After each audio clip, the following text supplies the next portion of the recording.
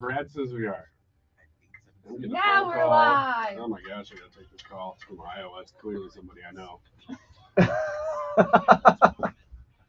Tell me when. Tell us when. You're live. Whoa, oh my gosh. Wow. You've been talking for the last 5 minutes pretending that you're live. When you're actually live. When my phone went boom, that's when the show went live. Why aren't you over there?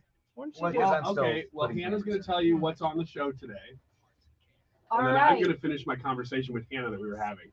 Thursday, September 22nd at 12:25, Hans von Spakovsky will be on with us. Hans von Spakovsky. Then we have Wiggins America. That's more like a 105, we have Tyrus. And then at 125, I'm really excited for this guest. Joan Kane is going to be on with us. She's from 40 Days Her Life. I'm excited to hear about that. And then our YouTube poll, when is an appropriate age for a child to have their own device? Ooh. I don't have kids of my own yet, but I do have an opinion on this. I wonder if yours is going to be younger since you're closer to that age than ours. You'll have to wonder. I won't say until we get closer. Okay, so tell me the rest of your story. So the rest, I was telling Hannah about why I don't eat gluten anymore. But I do eat some gluten, but not a ton of gluten. Just a little bit of gluten. That's why I like Taco Bell, but we were lamenting the fact that a meal at Taco Bell now is over $10 for just a quesadilla and a taco and a soda. And you paid like $8 for one burrito. $7 for one burrito last night. What kind of burrito did you get? That's what I said. How big was a burrito? I got the steak grilled cheese burrito. It's new. Yeah. And so it's like their big one. And I will never get it again. Super greasy, isn't it? Yeah, but that's not the reason I don't want to get it again. Oh. The reason I don't want to get it is because it's $7. It costs them. Yeah, she goes, why not just go to Qdoba? Exactly. Because you're gonna pay $15 at Qdoba. I don't know. The one near me. Oh man. No, Chipotle you'll pay. Oh, that's right. Qdoba's cheaper. I get them confused and I shouldn't. You get the quesos included at Qdoba. Yes. Chipotle you have to pay extra for it. But they're a little cheaper if you don't get it. Yeah, but why would you get Chipotle without queso? I know.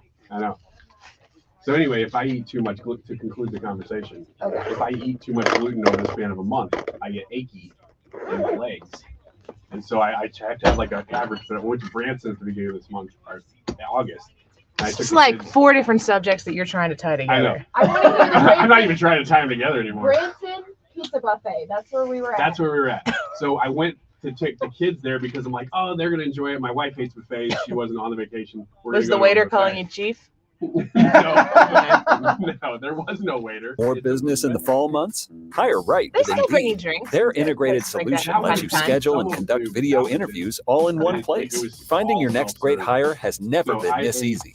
Get hiring at Indeed.com/credit. Need a break from the sound bites and the talking heads? Do you want information you can actually use? Information that'll change your life for the better?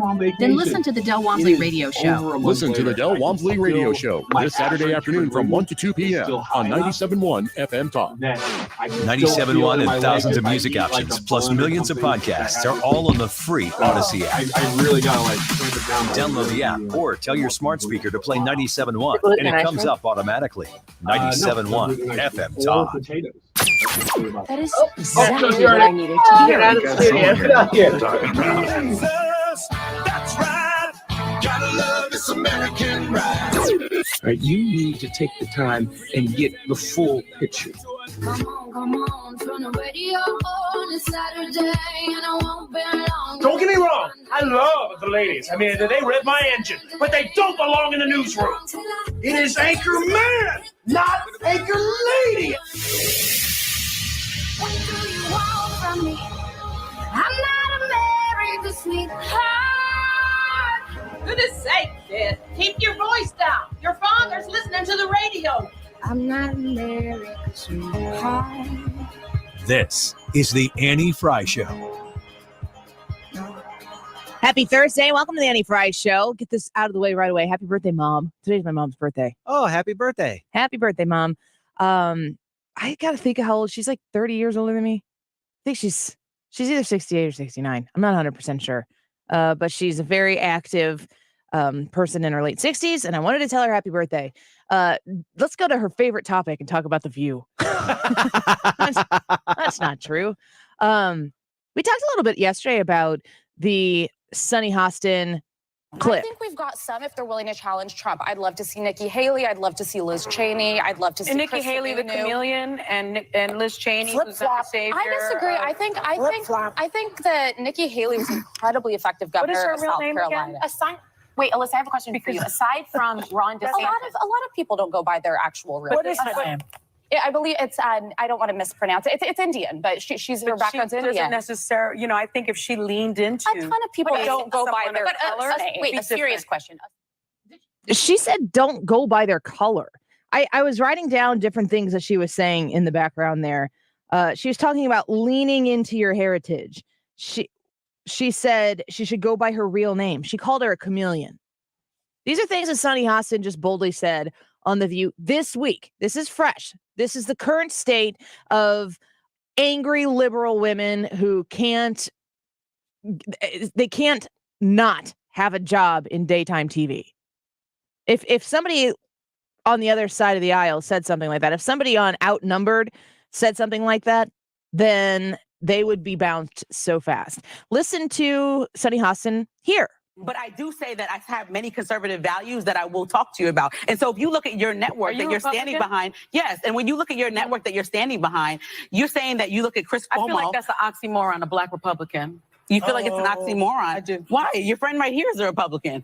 We had this conversation many times. You do, and you say you feel like it's an oxymoron that you're Catholic, but you also are pro-life. I don't understand either. No, you don't understand yourself. Then you have disagreements. I understand myself. I don't understand either of but it's not a personal conversation. Yeah. We're having a personal conversation about CNN and how things can get leaked. And I don't understand Latino Republicans. Well, today this is not about me, and it's not about you. It's about celebrating Corinne Jean-Pierre and I think we should, and we can agree on that. So here she says, that's a previous clip. Sunny Hostin's out there, and she's talking about how, it's definitely an oxymoron to her to be a black Republican or to be even a Latino Republican, as she says there. But, there's still some more here. She's been very clear. I say what I mean what I say. And I can understand why Katie Kirk would have withheld some stuff to protect her, because I think that she felt. Even her publicist called. The publicist called and said she misspoke. Can you take that out? So I think she's talking about the idea there that there was never, as the clip defines here, there's never an opportunity where this person hired for her staff to protect her, a black person who could understand her situation and put somebody in there. Didn't hire one black clerk as a federal judge.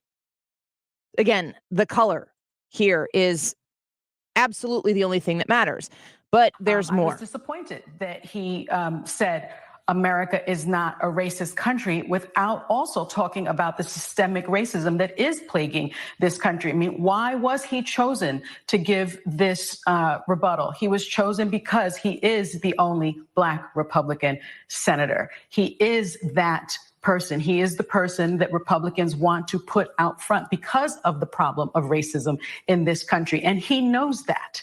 And so I was sort of disappointed that he was used in this way. Well, I'm glad she said it that way. Why? Because she just said something there that we need to key in on. We need to understand.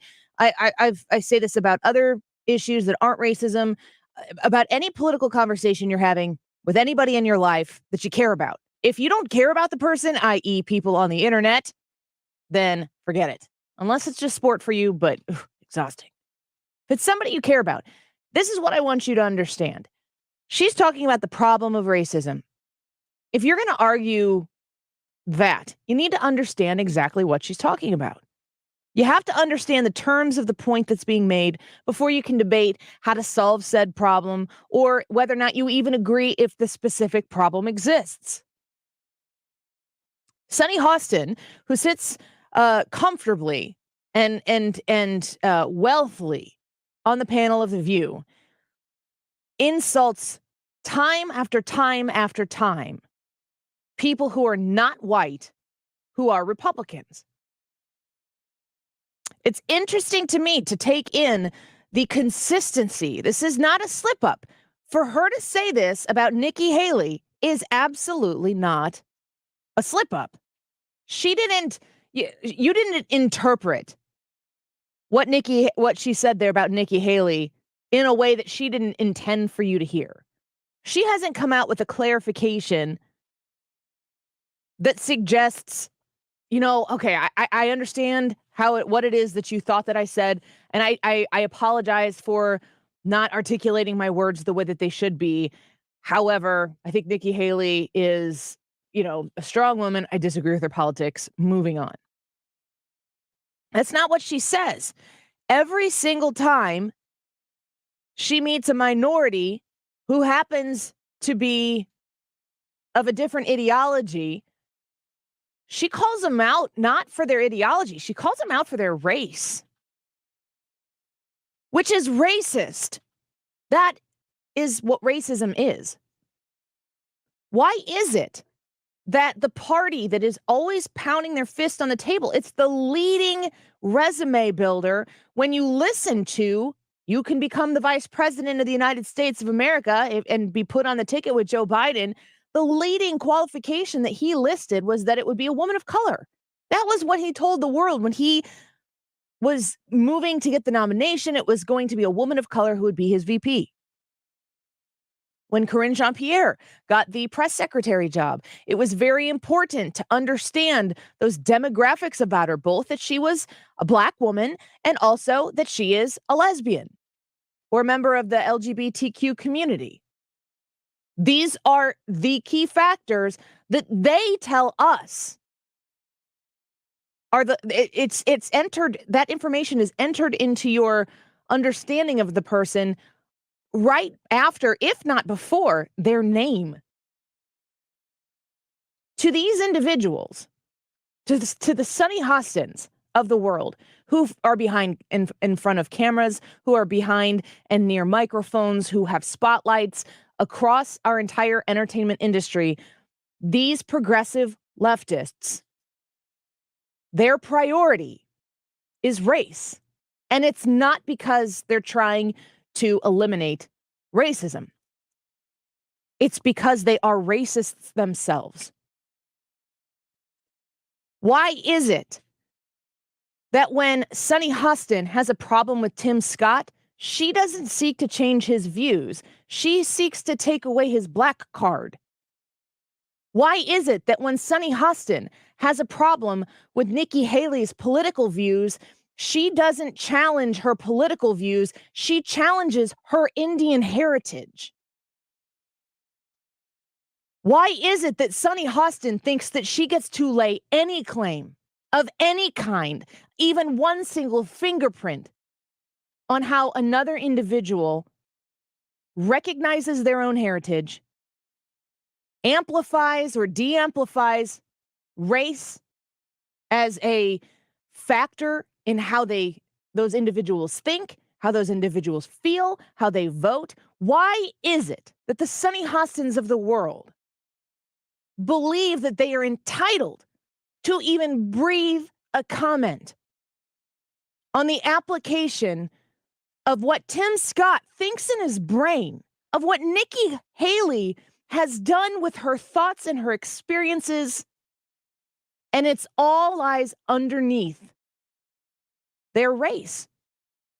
And Sunny Hostin, because she gets to sit in front of a camera on a network that won't hold her accountable, gets to say that none of the things that those individuals have accomplished, none of the things that those individuals think, none of the personal experiences. And if you've read one of Nikki Haley's book, which I have read half of it, when you read her book, she talks in depth about coming here and living in a family with immigrant parents and having to blend her Indian culture with American culture. And having to be isolated on the playground because of her culture and how it hasn't blended quite in her Southern home, and working to the place where she was able to represent both. That doesn't matter.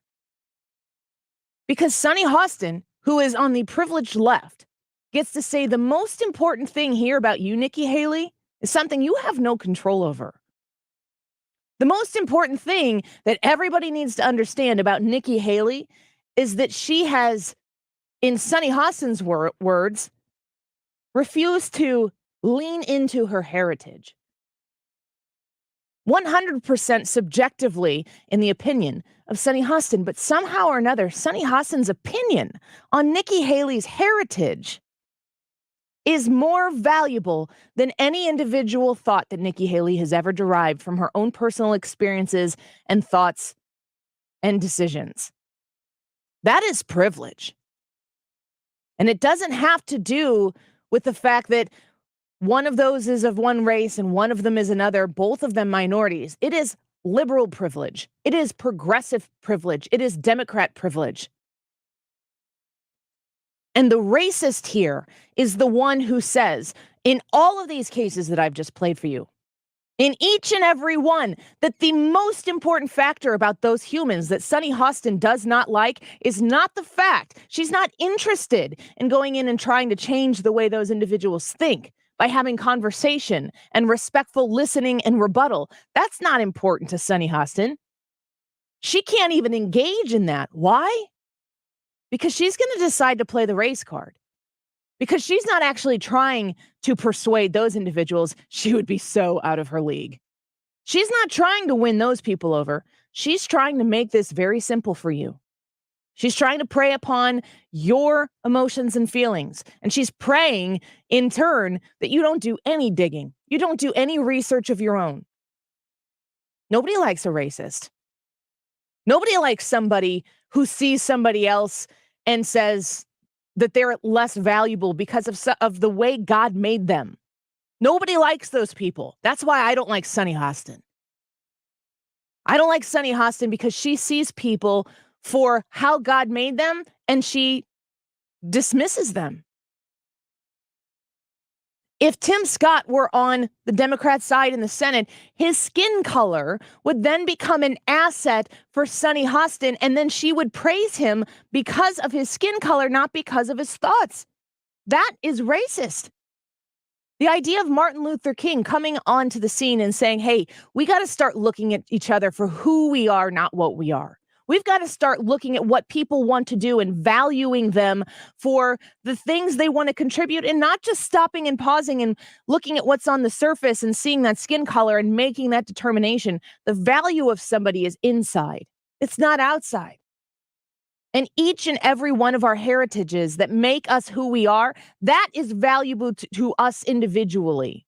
It may be valuable within a community, but who we are is how we act. It's what we believe. It's what we choose to do. We get our value from the content of our character, not from the color of our skin. Those are historical words that Sunny Hostin doesn't agree with. And it's not just the Nikki Haley thing. It's repetitive. She is consistent. She consistently chooses to see the color of people's skin and completely dismisses anything that has to do with the content of their character. That's who Sunny Hostin is. And it's gross. And it does need to be called out. Look at somebody for what they are, for what they present themselves to be, and understand that if their criticism of somebody else that they just happen to disagree with gives them thought, gives them a moment to think that they can remove somebody's black card from them, those are some alarm bells right there. And everybody knows it. Everybody sees it. If you've got Tim Scott, who is a very, very strong and incredibly smart senator who is representing the Republican Party and his constituents in a southern state, and he's speaking in this country with our history, I'd listen to what that man has to say just to see how he got there. Maybe at the end you disagree with everything that he thinks and says, but you should know how he got from where he was, which was incredibly impoverished, to become a senator in the United States and to represent people who voted him into office. That's of value. I said the same thing when Barack Obama became the president of the United States. To know that we have had a black president with the understanding of our American history, it does mean something. But what matters is how they think and what they do, not what they look like. Sunny Hostin doesn't get that. I don't think she's going to get that. And I'm sure that ABC and The View, they're not going to be doing anything to persuade her to think differently. For some reason, I feel as though they're all invested in keeping the status quo the status quo. Let's take a quick break. When we come back, Hans von Spakovsky is going to join us. The House Judiciary or the Senate Judiciary voted today to make it so that the House Judiciary voted so that illegal aliens can vote in our election. We need to know more about this. Hans is, of course, not in favor of it, but he'll give us the details of what was voted on and what it might mean for future elections here in the United States. Hans von Spakovsky, when we come back. Don't go away. It's a The Annie Frey Show is streaming online. Watch us live on YouTube and subscribe. I want you and take me by the hand, take me somewhere new. I don't know who you are, but I'm with you. I'm with you. I'm looking for 97.1, your continuing home of free speech in St. Louis. It's free and fair. 97.1 FM Talk. Keep it locked in right here. The place for discussion. The place for ideas. Air Comfort Service online at aircomfortservice.com. Oh, man, it's getting kind of chilly. I left today, and I think that we had some of the windows open in the house. The cool air was blowing in. I've been waiting for this. It's going to get cold, though, soon, so you want to make sure that your furnace is in good working order, and you're going to need to make sure that you have people come out to your house that you can trust. We've had to have, I think maybe 2 emergency calls out to our house with Air Comfort Service, but when you're going about your day and all of a sudden you realize the air conditioner, the furnace isn't working, it stops you in your tracks, and you've got to immediately call somebody who's going to come out. You're bracing yourself the entire time, and you're hoping that whatever they end up telling you, that you're not getting taken. You want to make sure you can trust those people. Well, that's why I encourage you to put this number in your phone so that when that time comes, you know the right people to call. Air Comfort Service. I'm going to say put the phone number in your phone and then maybe you won't have to call them at all. Don't tell Corey I said that. 314-513-0091. That's 314-513-0091. If you do end up having to replace any of the HVAC in your house, which we have had to do, you're going to be connected with rebates, great financing opportunities, and like I said, people who you can trust who are going to do a great job in your home. 314-513-0091, aircomfortservice.com. You wouldn't trust a butcher to babysit your pet pig. You wouldn't trust a lumberjack to repair your antiques. Or a professional wrestler to be your massage therapist. So why would you trust anyone but AMCO to fix your car? For over 50 years, we've been the trusted experts in transmission repair. AMCO offers easy payment plan options for most any credit situation, so you can fix it fast and pay it off slow at AMCO. AA MCO. Odyssey celebrates Hispanic Heritage Month and the trailblazers who made their mark worldwide. Linda Ronstadt performed and recorded many genres of music, including rock, country, light opera, and Latin. She earned a total of 11 Grammys and was awarded the Grammy Lifetime Achievement Award by the Recording Academy in 2016. In 1987, she released Canciones a mi Padre, which stands as the biggest-selling non-English language album in American record history. More on the Odyssey app, and celebrate the sounds and stories of Hispanic heritage at odyssey.com/HHM. And paid for by OpenShar Concepts. Attention firefighters, members of the military, and airport workers. For decades, first responders and firefighters at military bases and airports used a chemical-based foam to fight fires. Studies have shown the chemicals used to make aqueous film-forming foam, or AFFF, are highly toxic to humans and have been associated with several types of cancer. If you or someone you know was exposed to AFFF and were diagnosed with any of these cancers, including kidney, bladder, prostate, pancreatic, lymphoma, leukemia, testicular, and neuroendocrine, then you should call us immediately because you may be entitled to significant cash compensation. Call us at 800-515-8809. Our experienced attorneys will fight to get you the compensation you deserve, and you pay nothing unless we get a recovery in your favor. Time is limited to file a claim, so call us now, 800-515-8809. Operators are standing by 24/7, so don't wait. 800-515-8809. That's 800-515-8809. Again, 800-515-8809. If you own a house in St. Louis and you want to sell it as is without any inspections or need to make any repairs, call Chris Buys Homes St. Louis at 314-782-8000 or at chrisbuysHomesstlouis.com and get your cash offer without any obligation, commissions, banks, or headaches. Chris buys vacant houses, inherited houses, fixer-uppers, beautiful houses, even the tenant won't pay their rent apartment. Google Chris Buys Homes in St. Louis. That's Chris Buys Homes in St. Louis. And check out the best reviews from satisfied customers. When you sell to Chris, you decide when you want to move, according to your schedule and your terms. Go to chrisbuyshomesinstlouis.com. Google Chris Buys Homes in St. Louis or call 314-782-8000. That's 314-782-8000. And get the offer you have been waiting for. Chris Buys Homes in stlouis.com. Chris Buys Homes in stlouis.com or call 314-782-8000.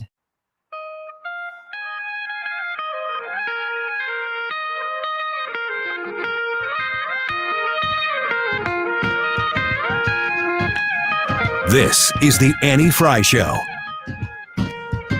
Find the podcast, on-demand audio, and more at 971talk.com/Annie.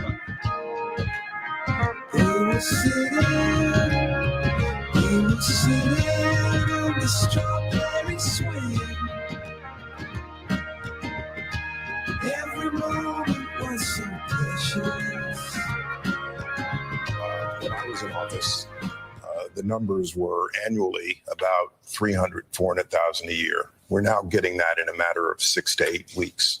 Man, that's former Obama DHS Secretary Jay Johnson talking about the border crisis. We discuss this on a daily basis, it seems now, because it continues to develop. It continues to get worse and worse and worse. And you got to ask yourself, well, what is the actual consequence of letting people come here? And we heard the president say earlier when he was challenged, like, what's your answer to this migrant crisis? He said, when it comes to Nicaragua, Cuba, and Venezuela, we can't send those people back there. That to me is an invitation for those people in those three countries to keep coming here because we will not send you back. I don't think that was what his intention was, but yet here we are.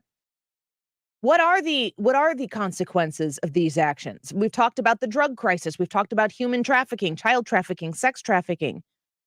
But the one thing that seems to come up on a regular basis is the hope that when these individuals come here, that eventually whatever happens to them, that they'll vote Democrat.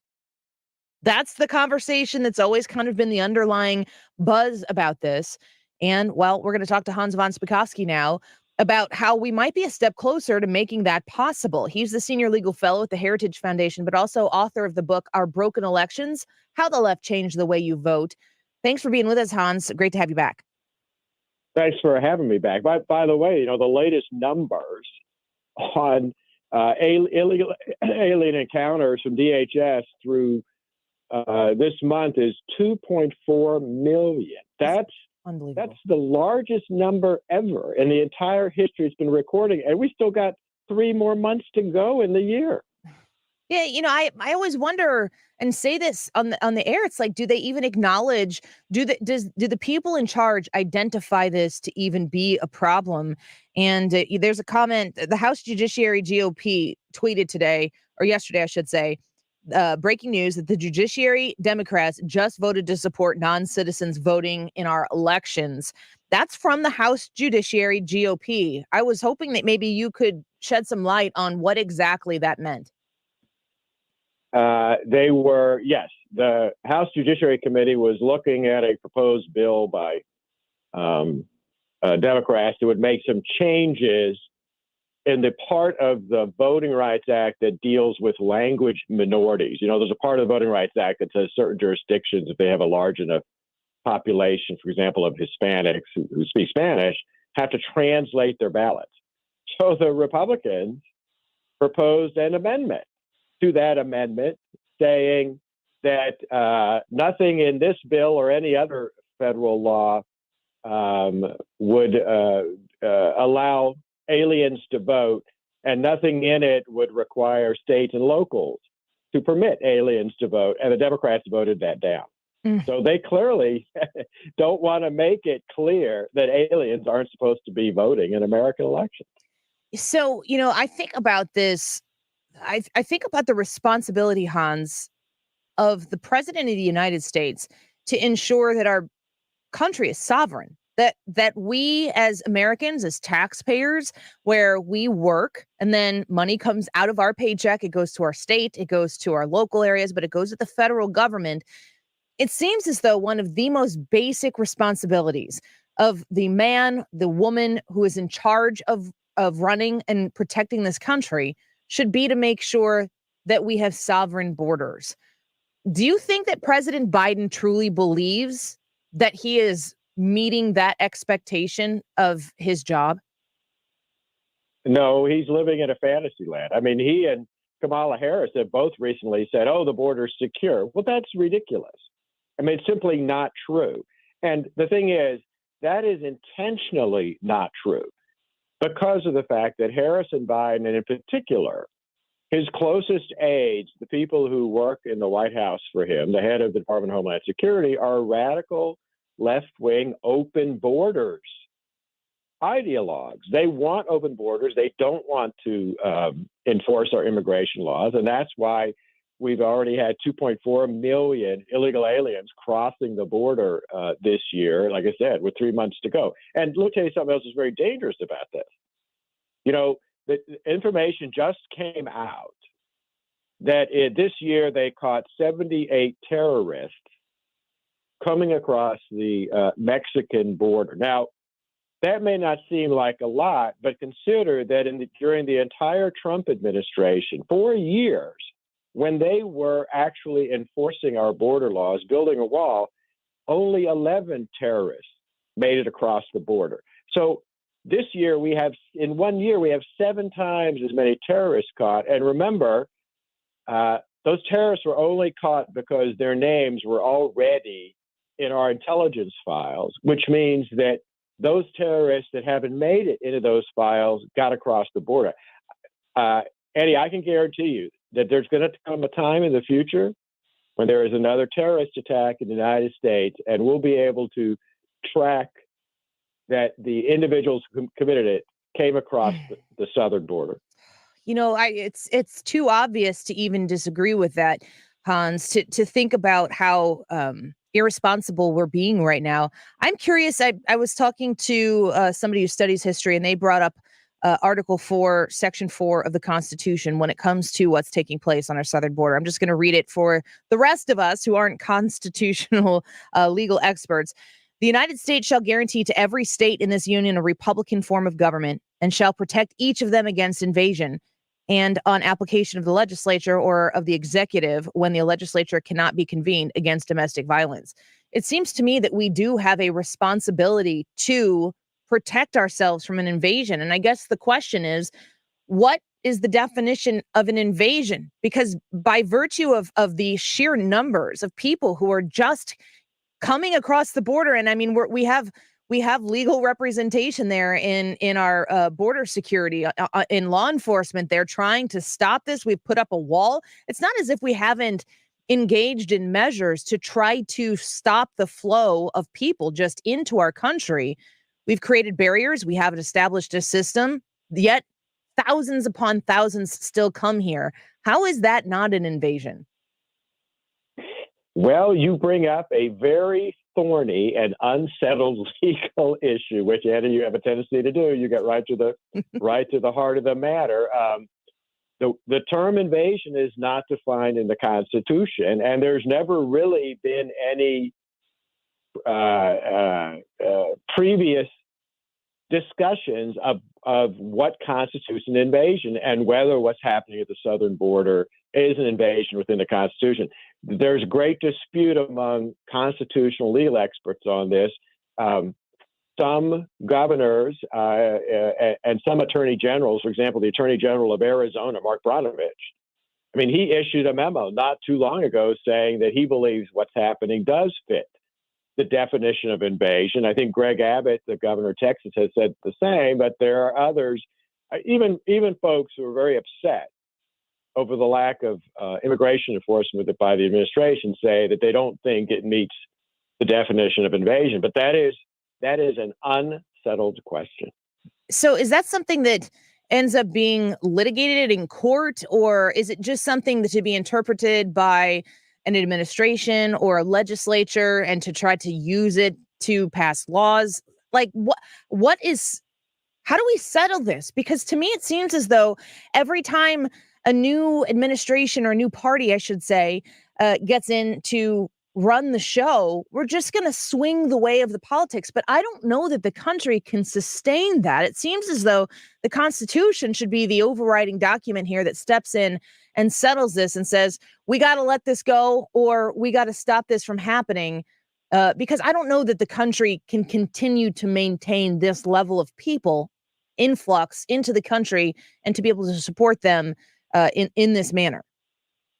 No, they can't. And to just make a point on that talk about that second issue, the cost of this is being borne by taxpayers across the country. The burdens in terms of costs are on local taxpayers in their schools, where huge numbers of illegal alien children are being dumped on them by the federal government.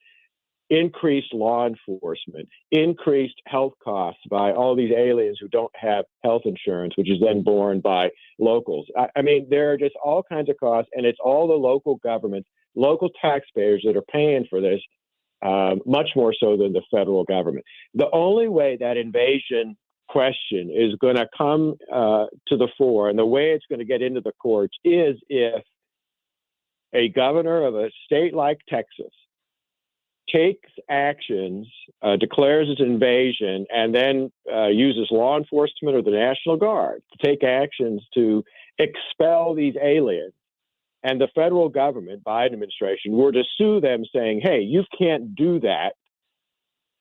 You can't do that under federal immigration law. You, the state, have no authority to do it. And what the state would say is, yeah, normally you should be doing this, but you're not doing it. This is an invasion. And because the federal government is not stopping this invasion, we have a constitutional right to take these actions. That's how it would get into court. And that's a case that would get to the Supreme Court if that happened.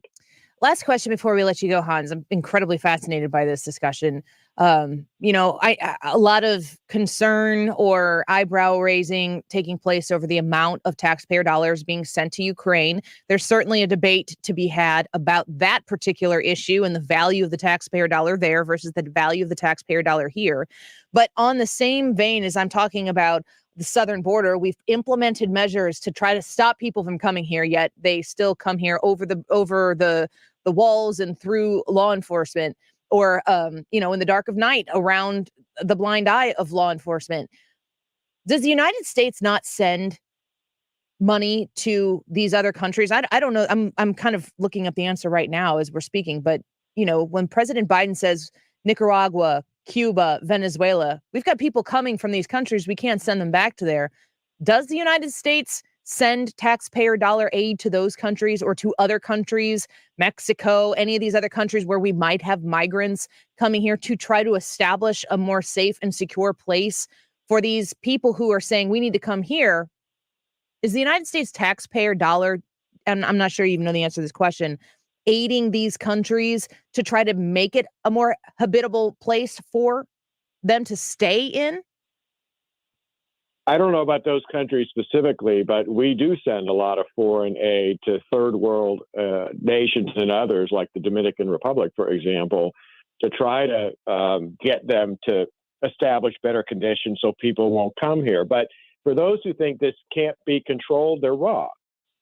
If you actually build a real wall, the way Trump was attempting to do, if you actually enforce our immigration laws so that, for example, you end catch and release, and immediately after you catch somebody, return them across the border, those are the kind of things that will stop this huge flow. That's why by the end of the Trump administration, the inflow of illegal aliens across the southern border had been dropping dramatically and was still going down. And it would be even lower if, for example, the wall, a very secure wall, had been completed, and these other types of enforcement actions were being taken. But this administration refuses to do that. Yeah, I'm looking right now at worldpopulationreview.com as a website just came up, and we definitely send money there. I'd have to look at the details of where that money is going and for what, but it seems to me like if we're going to be sending taxpayer dollars to these countries to say, here's the American money, fix your situation here, or at least on the terms of you need to do something about this. We're putting up a wall. We've created a system where people can come here and immigrate legally, and they're still coming here. It just is such a willful ignorance of the people in charge, and it's costing us so much. And then yesterday, of course, we find out, they're going to let them vote. Seems the House Judiciary Democrats vote to let them vote. It's just mind-boggling and very frustrating. It is. Well, you know what the answer is? The ballot box. Yeah. Yes, and I would tell people to start with your book, Our Broken Elections, How the Left Changed the Way You Vote. You can get it now and read up 47 days until the midterm 47 days. We will be voting. Thank you so much, Hans. Always a pleasure to speak with you.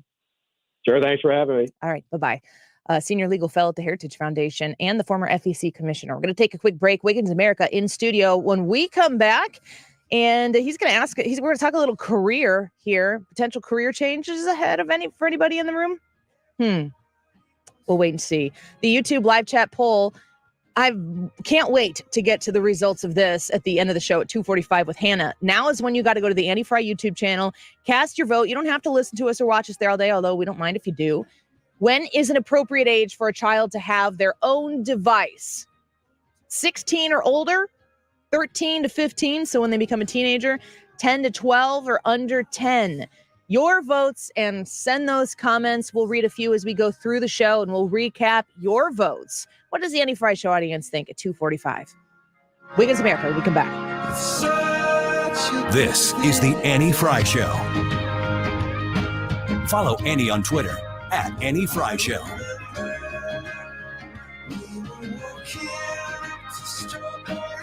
The Mark Cox Morning Show. Brigitte Gabriel with us here. The illegal immigrants allowed into the country are 270% larger than our standing military. We are at a crisis point. We are dying as a nation. Weekday mornings 5 to 9. IGotFloored.com. That's the website you visit if you're shopping for flooring. Now is a great time to reach out to Michael's Flooring Outlet. Help them navigate this purchase with you. Not for you, but with you. When you walk into a Michael's Flooring Outlet store and you get the opportunity to take in the different displays that they have, the way they have laid out the flooring for you to walk on, feel, to visualize, so you can see what it's going to be like in your home instead of just racks and racks and racks of flooring everywhere. I think it's really helpful. It's helpful to the process to make that purchase for your home. Or if you're looking to make a purchase for a commercial business, if you're looking to make a purchase for maybe your church or a community center that you work with, IGotFloored.com is a great place to start. Once you kind of peruse the website for Michael's Flooring Outlet, you're going to be able to go visit them at one of their locations and start the conversation with the best customer sales staff in town. If you're looking for quality that's perfectly matched with value, please consider going to our friends at Michael's Flooring Outlet, online at IGotFloored.com. Attention veterans. If you were stationed at Camp Lejeune between 1953 and 1987, you and your family may be victims of toxic water poisoning. Cancers, birth defects, deadly illnesses have all been linked to the contaminated water. Congress is now holding the government accountable. You could be awarded financial compensation for your suffering, but you must act now. Visit sickvets.com for your free case review by True Law. That's sickvets, like veterans.com. sickvets.com. Visit sickvets.com. My name is Dr. Brooke Bello. I'm not a political figure. I'm a survivor. When I was a kid, I was trafficked, drugged, and raped. The traffickers forced me to have multiple abortions. Had my mother been notified, she could have intervened, called the police, and saved me from years of exploitation. Last year, I told my story to General Assembly and Governor Pritzker, pleading with them to preserve the right of Illinois' loving parents to know if their daughters are about to undergo an abortion. Governor Pritzker ignored my cry. He took away the very thing that could have saved me and is needed to protect those being exploited today. Parental rights that protect our kids should never be in doubt. This is personal to me, and I hope it's important to you. when you vote this November. Paid for by People Who Play by the Rules PAC.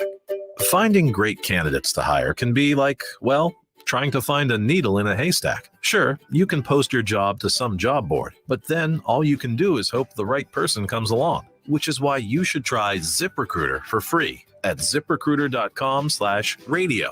ZipRecruiter doesn't depend on candidates finding you. It finds them for you. Its powerful technology identifies people with the right experience and actively invites them to apply to your job. You get qualified candidates fast. So while other companies might deliver a lot of hay, ZipRecruiter finds you what you're looking for. The needle in the haystack.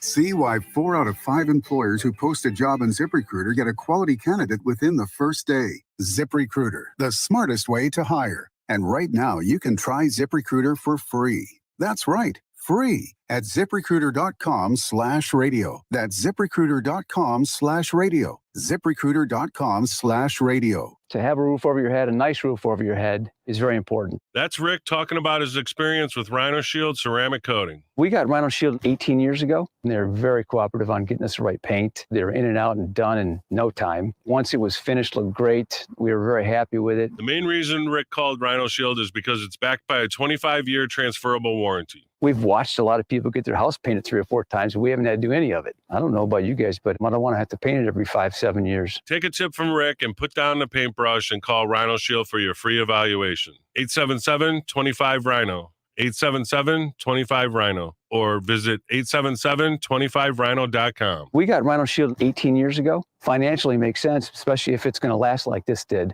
Still looks great. Call now. 877-25-RHINO or 877-25rhino.com. Don't paint, don't Rhino. Go Rhino Shield. Never paint your house again. Rhino Shield.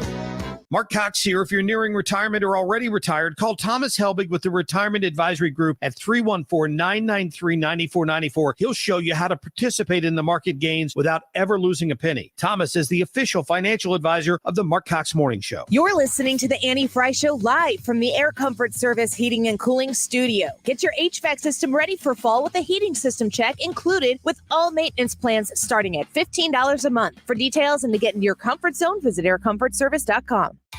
Bringing you up to the minute traffic like nobody else. Sue Thomas and dependable traffic, driven by Ambassador Midwest Floor Company. The best way to deal with in-home traffic. Experience more at Ambassador Midwest Floor.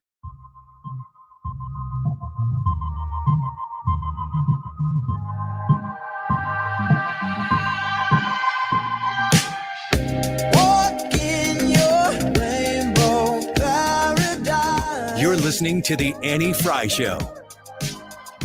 Follow Annie on Twitter at Annie Frey Show. Lipstick state of mind. I get so lost. Welcome back to the Annie Frey Show. Glad that you're here with us today. It's Thursday. Happy birthday, Mom. If you know my mom, tell her happy birthday. That's what I'm doing right here, right now. We are talking a little potential career changes here on the Annie Frey Show. Wiggins! Oh! Wiggins! Brian, I wanted to tell you publicly that you were about to have a career change. Oh, yeah? No. That's so convenient because that's what my story's about. I know. And it actually has nothing to do with me leaving, although I have grown pretty lukewarm to you guys. Wait, you've grown lukewarm? Yeah, So that might be progress. Which direction are we talking about? You used to be hot for you. Now I've grown lukewarm. Oh. Brad, he's talking to you. Well, we are Brian, so. Exactly. And I just want you to know that I'm keeping my eyes on the horizon at all times. Don't get any better, kid. That's the only way to do radio. That's right.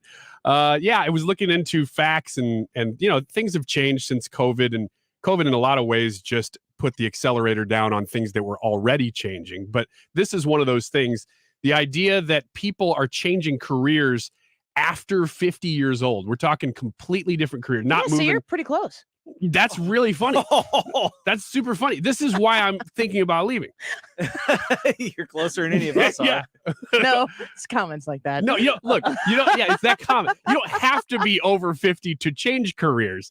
I'm just looking at stats of people that are increasing because that used to be unheard of. After 50 years old, you were close enough to retirement that you were saying, nah. I don't think it's not necessarily anymore. that. I don't think it's because you're close to retirement. I think it's because there used to be a thing called a pension. Well, that's a good point. Part of it, the other part of it is it used to be that the company would care about you, and longer tenured employees, and I don't mean tenure in the capital T sense, but longer tenured employees were valuable to companies. But now you become old, you make more money, they say, I fire you and let's get cheap labor. Yeah. And I mean, the other part of that is too, is like when you leave at 50, it used to be hard to get a job because you were close to retirement. You had a lot of experience. You were a high value employee. A high earner. And then in your field. They just didn't want to pay you. So if you left your job, you're like, uh-oh, I don't have anything else. It's a pretty broad assessment, but it's not wrong. No, it's not. I mean, these are very true statements. The idea of starting over at a later age. So what are you going to do? That's a great question. I am Should we going to take become suggestions? a train engineer. I'm like, Yeah, I always wanted to pull a cord. Always wanted to. I have a Follow friend- my dream. I have a friend that I retired from. always wanted to pull a cord. You require a train to Could do have been that? an electrician. I man. require a chain and $100,000 a year to pull that cord. Toot toot, here comes the train, everybody. Look out, cars. You're going to be running the Polar Express at Union Station, aren't you? Yeah, I wanted to become a real He's engineer. going to be driving the train at the zoo is what he's going to be I doing. would kill for both those jobs. I would too. There's nothing wrong with either one of them. I've No been on way. both. I look forward to the next time I do it again. I think the one at Six Flags is a real steam engine. Still, This isn't too. what you're. What's The whole point of just bringing this up is this something that you've thought about? Because our generation, it looks like, and even the generation that's turning 50 now, has more opportunity to change later in life than our parents and grandparents did. And I just didn't know if this was something you've ever thought about. You're such an optimist. The opportunity to change at 50. Well, because really. you assumed it was because people got fired. Not really born out of opportunity as much as it is necessity. Because if you are not employed at 50 for some particular reason, and you need to continue working, which many people would still, it's usually, I mean, opportunity is a really good way to look Well, at that's it. one way to look at it if you're commend Annie you. Frey. The way I'm looking at this, and in fact, the way the article is presenting it, is that a lot of what's happening is people, when they get closer, it's not just 50 plus, it's even later, 60 plus, 70, that they're saying, well, my career is actually, I'm pretty much already established. I've got what I need. So I can go pursue something else now.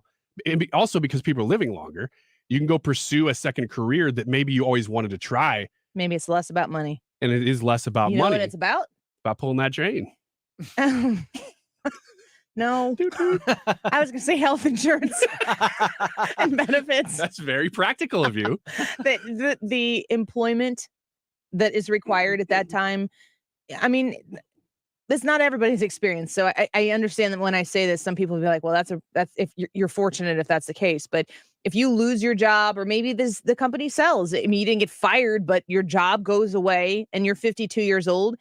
What are you going to do for 10 years without health insurance and benefits? You might have your retirement saved for, and you might be able to tap into your retirement a little bit early, but paying for health insurance these days, or if there's some sort of medical emergency, you cannot take the risks on that. So you get a job that has, you're probably looking for good benefit coverage more than you're looking for income. I mean, obviously income matters, but I think that the benefits at that point in time are more.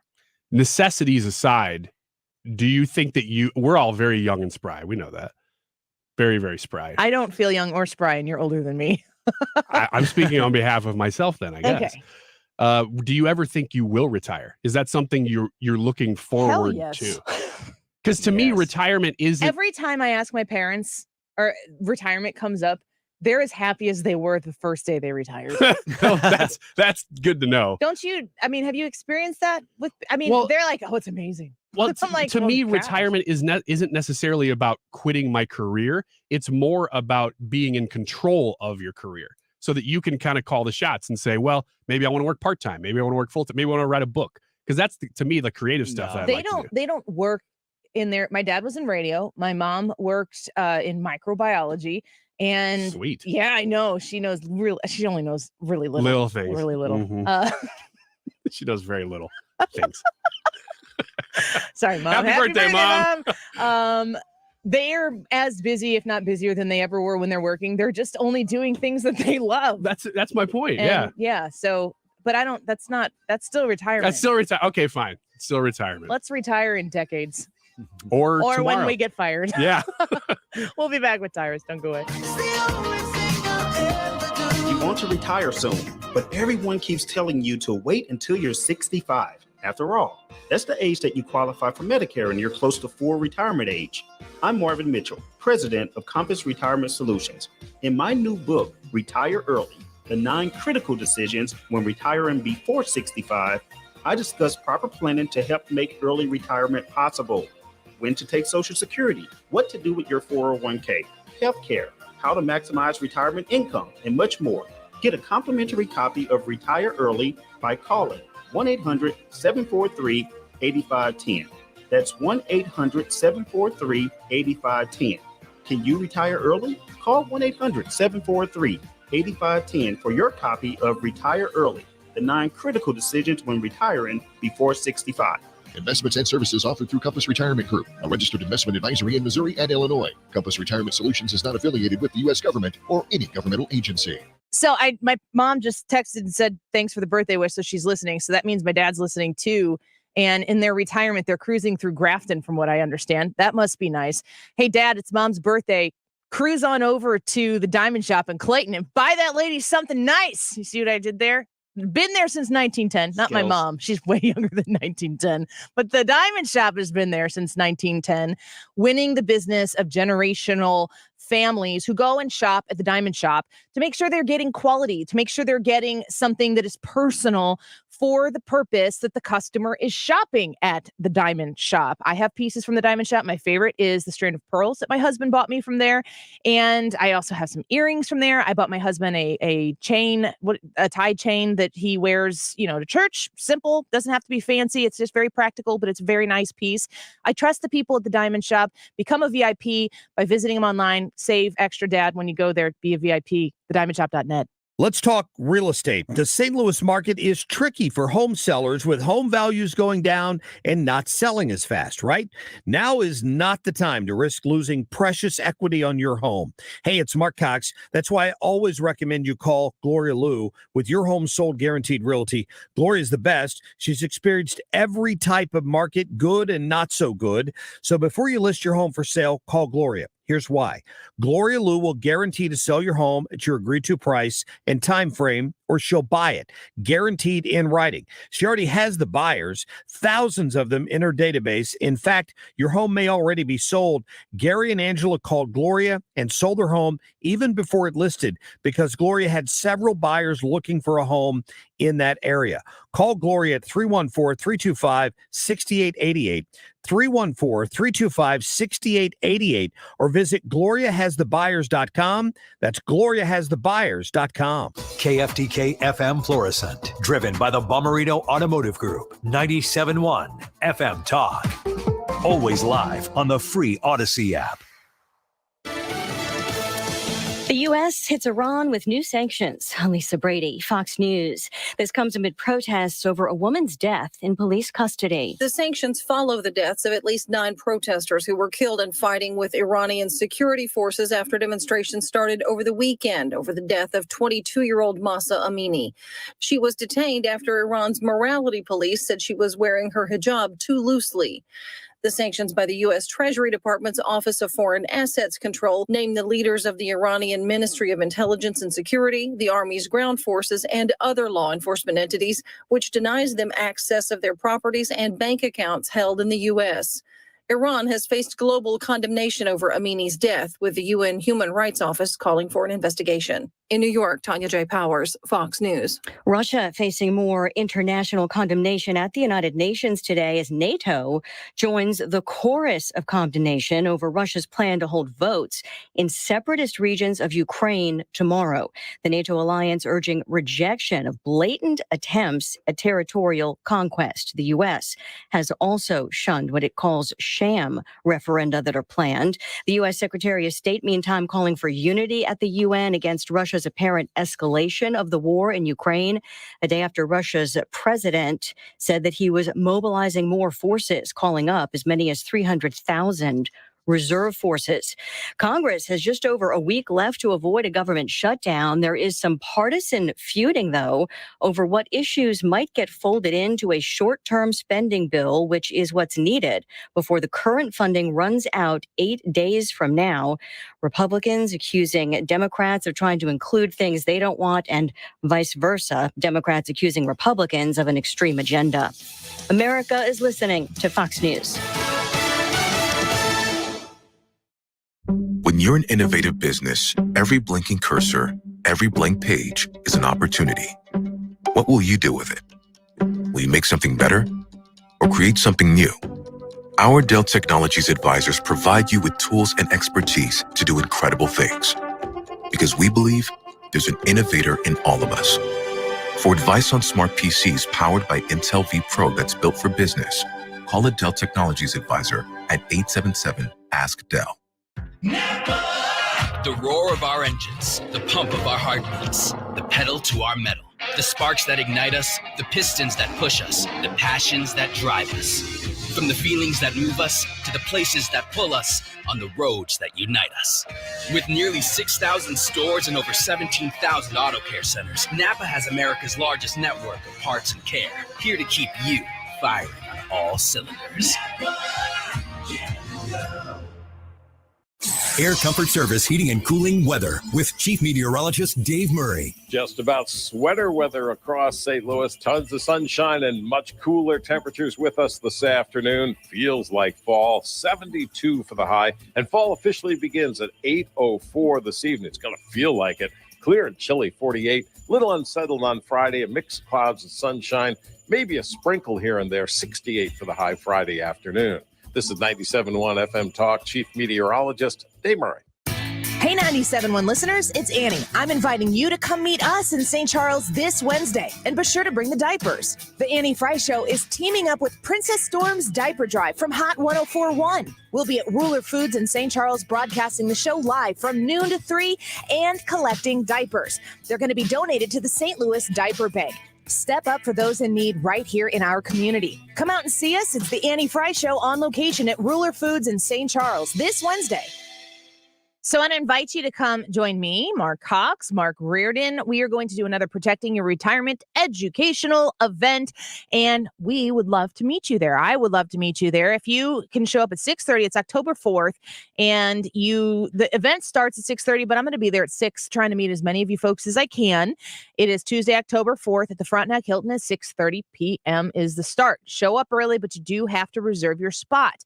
What are we doing there? Well, you are going to listen to Thomas Helbig and Bob Kershaw and the friends we have at the Retirement Advisory Group talk to you about protecting your retirement and making sure that you know the simple things like if you're 59 and a half or older, you can roll over your 401k tax-free to protect your nest egg and still generate more income than most investment options. These are the types of tricks that Thomas Helbig can use to help get you into that worry-free retirement in a plan that you can rely on. Stop watching everything, the red and the green little box in the corner of the screen telling you what the stock market is doing and you're sweating it. Don't sweat it. Worry-free. 314-993-9494, retirementkey.com. Red Brick Roofing, wherever you live from. All of that to Ellis, Milton, Pear, and Jennings. O'Fallon to Overland, wherever you live. Maryland Heights to Manchester, the name you know. Red Brick Roofing, wherever you go. For a hole in your roof, for a whole new roof. Frederick Roofing. St. Louis, Missouri, 314-645-2000. Frederick is the gold standard for roofing and perhaps priced a bit lower than other bonded and insured roofers. When you invest money into fixing a hole in your roof or putting on a whole new roof, you want the peace of mind that you'll get only with Frederick Roofing. Plus, you can always depend on an immaculate cleanup when the job has been completed by Frederick's own licensed and insured crews. For a hole in your roof or a whole new roof. Frederick Roofing. Frederick Roofing, 645-2000.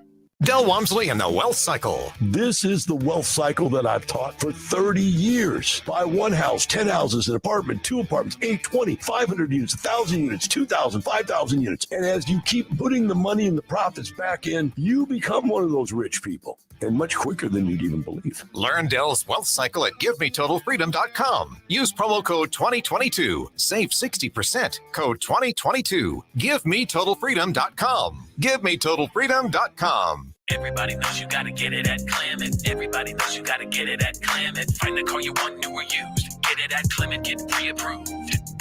Everybody knows you gotta get it at Clement. Everybody knows you gotta get it at Clement. ClementAutoGroup.com. Throw on your cowboy boots and get ready to dance. Join Paraquad on September 23rd at Ritz-Carlton Clayton for the Shine the Light Gala event. For more details, go to paraquad.org or contact Anna Corbett at 314-289-4214. Paraquad, we make independence accessible.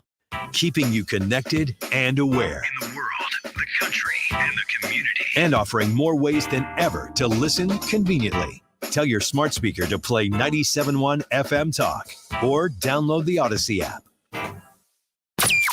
That is exactly what I needed to hear. Thank God someone here knows what you're talking about. That's us. That's right. Gotta love this American ride. Right, you need to take the time and get the full picture. Come on, turn the radio on. It's Saturday and I won't be long. Don't get me wrong. I love the ladies. I mean, they rev my engine, but they don't belong in the newsroom. It is Anchor Man, not Anchor Lady.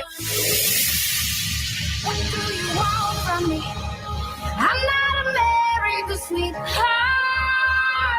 Goodness sake, kid. Keep your voice down. Your father's listening to the radio. I'm not America's sweetheart. This is the Annie Frey Show. I can't imagine that in America today that Sonny's having a conversation about Nikki Haley's name. I mean, let's have a conversation about how good of a governor she was. Let's have a conversation about how all of South Carolinians, especially minorities in our state, saw their opportunities go up, not down, under her leadership. The fact of the matter is that when you see strong, powerful, positive minorities standing up on the conservative side, the left always wants to hit and demoralize, diminish our impact. I am thanking God that I was born and raised in South Carolina, and I thank God that Nikki Haley was our governor. I can't think of a worse situation to see on TV than someone who doesn't go by her own name, talking about Nikki Haley, whose name is Nikki. You're becoming like my most stable relationship. Enough said. Well, there's only one way to go with this, and that's directly to Tyrus, the co-host to the Tyrus and Tim podcast. You see him on Gutfeld, Fox News contributor and author of the book Just Tyrus, a memoir. Tyrus, you've got to know about the Nikki Haley situation right now with Sunny Hostin. It seems to me that when Sunny Hostin isn't okay with a minority Republican, she takes away the black card, the race card from the person before she even decides to challenge their thoughts on the issue. What do you think about it? Well, it's less complicated than that. That is who Cloudy is. That's exactly the human being that she is. What she by calling Nikki Haley a chameleon, and a lot of people didn't realize what the term chameleon meant, but it is about the worst thing you could say to a person of color. She was trying to be clever. What she really wanted to call her was an Uncle Tom. So, but by calling it chameleon, she's basically saying that she hid her ethnicity to advance in the world, which I found hilarious because if you look at Sunny's extensions, I wouldn't exactly call them regular sister look, would you? I certainly wouldn't as a black man. So she's exactly who she says she is. She should be fired. They suspended Whoopi Goldberg for her comments that weren't even nearly as bad. And to Whoopi's credit, she at least stopped it when Sunny started going down that hole, whereas Sunny wouldn't do the same for Whoopi when Whoopi had her misunderstanding moment. And I would even argue that Whoopi was talking through a different perspective, where Sunny was just blatantly racist. If you would have said that about me, they would have had to fire you immediately.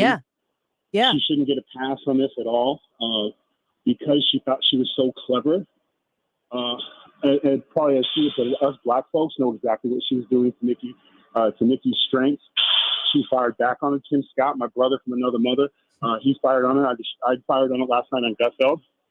But this is who she is. Don't get it conflated with some kind of political argument. This is who she is. And I guarantee you, if you look at the people who work for her, people who work under this, probably a high turnover rate, and a lot of people behind the scenes at the View would have a lot to say about her as a person. So, and this is not me attacking her. This is just Anyone who disagrees with her, what does she do? She doesn't have the intellect to have a debate with Nikki Haley. So she's going to try to say, as a newborn, she looked around the hospital and said, whoa, we got to change things up. Call me Nikki. Like, it's asinine, and it's pathetic. It's ignorance at its highest level. And then my favorite line was, America is not smart enough to say her name. So that's who she is in a nutshell. The View is what people put on to scare their kids to go back to school, to get back on their computers. It's garbage TV. Do you remember when we were young and growing up and like you had 3 channels and you just sat there and you watched The View because that's what was on television? Kids have too many options today. They'd go back to school if that was what they were forced to watch. No, and it's a shame because there should be a point of view. You would love a show to be called The View that has a point of view. Every person that's a Republican on the show ends up quitting, leaving, because not just in front of the camera, behind the scenes, they're bullied. You know, people that go to the shows during the breaks, they all leave and go in different directions. None of this stuff is derogatory. It's factual. And, you know, shame on her. And as a successful black woman, she doesn't have to punch down, but I guess she's insecure, which says a lot about her as a person. Tyrus with us right now. You see him on Gutfeld, Fox News contributor and author. You can follow him on Instagram and on you can follow him on Twitter as well. Tyrus, I have a question for you because I know that you've probably you've discussed this. You've talked about this before as a minority individual yourself, and you're on Fox News. That seems to be a contradiction for other people. Are Sunny Hostin's comments and any comments that are made towards you because people see your skin color and they make a judgment about you, are those racist comments? Well, they're weak comments, and I use a typical word, but I will not besmirch a beautiful radio show with them. Thank you. But thank you. Yeah, but I think you can read my mind and my heart on that one. But like I said, when somebody talks about that, you have to they're just jealous, thirsty, pathetic. They can't fight on the field, and that's what they do when they don't have a fight, when they don't have anything that they can actually have an intellectual conversation with. I like one of my favorite people. But then again, he's a person of color too. Harold, who's a lifelong Democrat, you catch him on the 5, and I can have conversations with him for hours. I can have conversations with Greg for hours, and we disagree, but we both make our points. We try to see each other's side of it, and we move on from it. You know, and like, hey, let's get something to eat, because that's what decent adult human beings do. At no point in the argument have I ever brought up Greg's skin color because I was losing the argument. Although I would argue I've never really lost one with him, but the point is like this is what you see from narcissistic people who just need that camera so bad and will do anything. I'm telling you right now, if somebody came on, Gutfeld, was funnier than me, smarter than me, was quicker than me, and took my spot, I'm not going to talk about the color of their skin. I'm going to talk about they wanted it more than I did.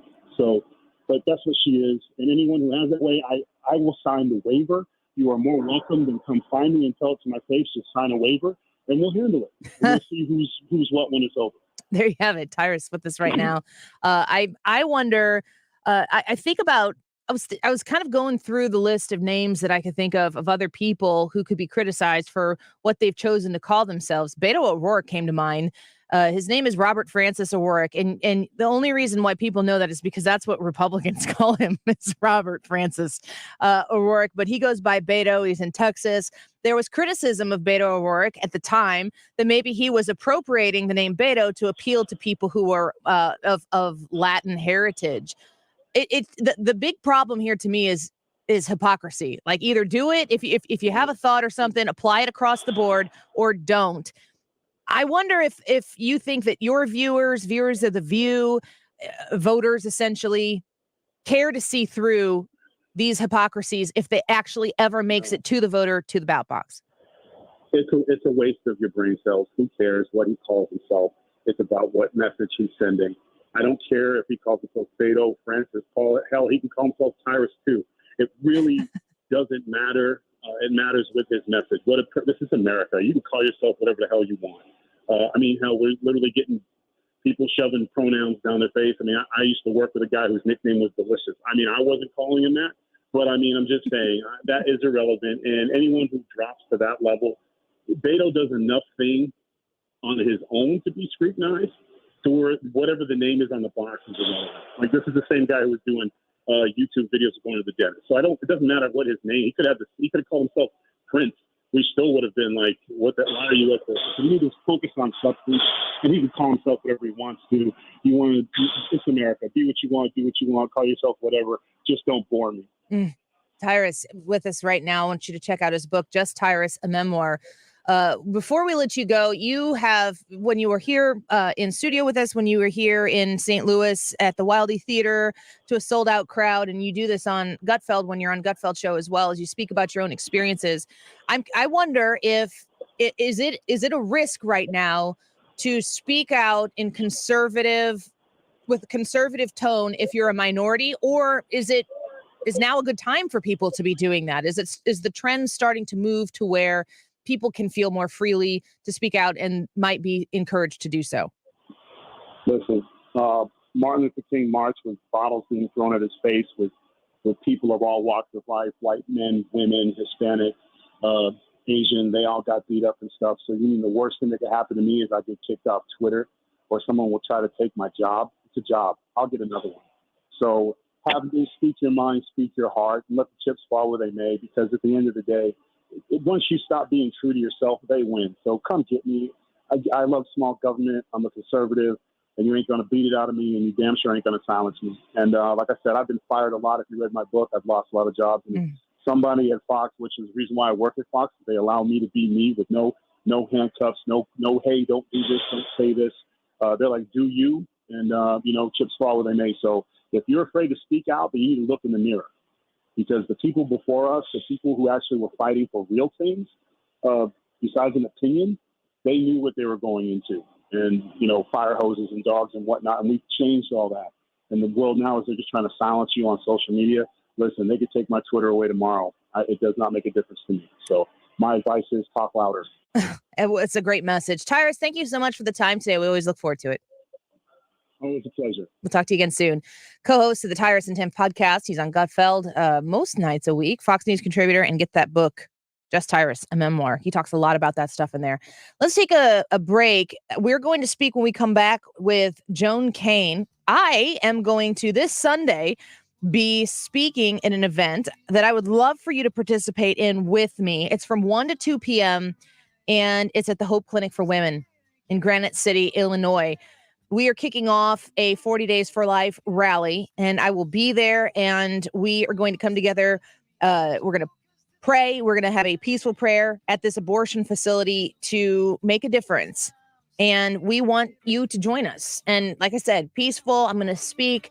And if you could join me so that we could come together in mass, I think that would be a fantastic opportunity to put our time, our effort, our footsteps where our mouth so frequently is, standing up for life. It is this Sunday, September 25th from 1 to 2 p.m. in Granite City, Illinois. I will be speaking, and I would love to meet you there if you have the time to fit it in your schedule. Let's take a quick break. We're going to speak with Joan Kane, who's putting this event together, the 40 Days for Life rally in Granite City this Sunday. We'll speak with Joan about this event when we come back. Don't go away. You're listening to The Annie Frey Show. Find the podcast, on-demand audio, and more at 971talk.com/Annie.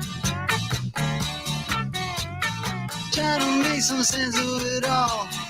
More people are landing on 97.1 FM Talk every day. Wow, that's amazing. It's St. Louis's radio destination for information with perspective. That's the only station I listen to. 97.1 FM Talk, the place for ideas. If you are car shopping right now, check out a Genesis and start at the best dealership around, Genesis of St. Charles, because they will not waste your time. So if you're looking for maybe tomorrow, this weekend, and I got to commit this much time to go and just look at a car because I got to go do the whole dance. They don't do that there. They charge you MSRP, which right now is actually pretty rare because people can charge more than MSRP because of inventory.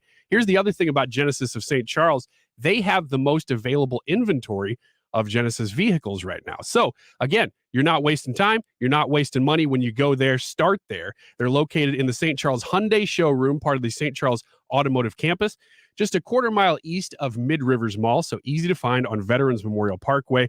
They're online at genesisofstcharles.com.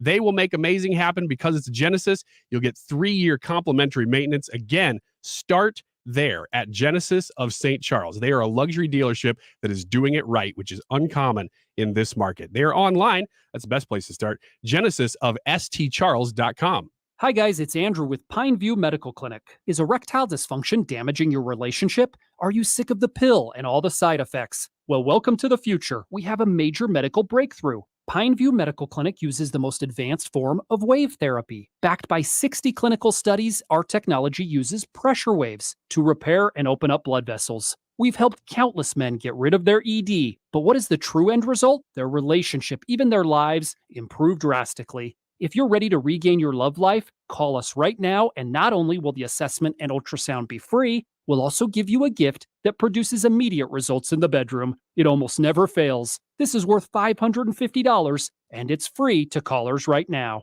314-530-7777. That's 314-530-7777. Put a stop to your erectile dysfunction and experience what I call the happiness ripple effect. Call Pineview Medical Clinic now. 314-530-7777. If you own a house in St. Louis and you want to sell it as is without any inspections or need to make any repairs, call Chris Buys Homes St. Louis at 314-782-8000 or at chrisbuyshomesaintlouis.com and get your cash offer without any obligation, commissions, banks, or headaches. Chris buys vacant houses, inherited houses, fixer-uppers, beautiful houses, even the tenant won't pay their rent apartment. Google Chris Buys Homes in St. Louis.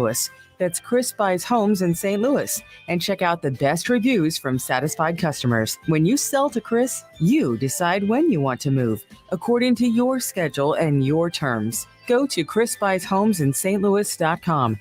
Google Chris Buys Homes in St. Louis or call 314-782-8000. That's 314-782-8000. And get the offer you have been waiting for. Chris Buys Homes in St. Chris Buys Homes in St. or call 314-782-8000. Hey, it's Mark Reardon for Zero Res, and it seems like all kids do during summer is drag dirt into the house. I have one of those. They stink up the house too. The good news is kids are back in school, and fortunately, there is Zero Res to the rescue. Zero Res is the healthy way to get your home feeling fresh and clean again. And even if your house doesn't look dirty, you should call Zero Res to remove the dust, the dirt, the dander, the bacteria in your carpet from a summer of fun. Zero Res is going to clean up the pizza spills and puppy piddles. They can get the yuck out of your carpet and your air ducts as well. Lucky for you, you can score big this month with great savings. It's the Mark Reardon KFTK special. Get 3 rooms pre-treated and cleaned starting at just $129. Take $75 off your air duct cleaning. That's 3 rooms pre-treated and cleaned starting at $129. Call Zero Res right now, 314-474-2020, or online at ZeroResSTL.com. And tell them you want the Mark Reardon KFTK special, 314-474-2020, online at ZeroResSTL.com. It's time for a $98 AC tune-up.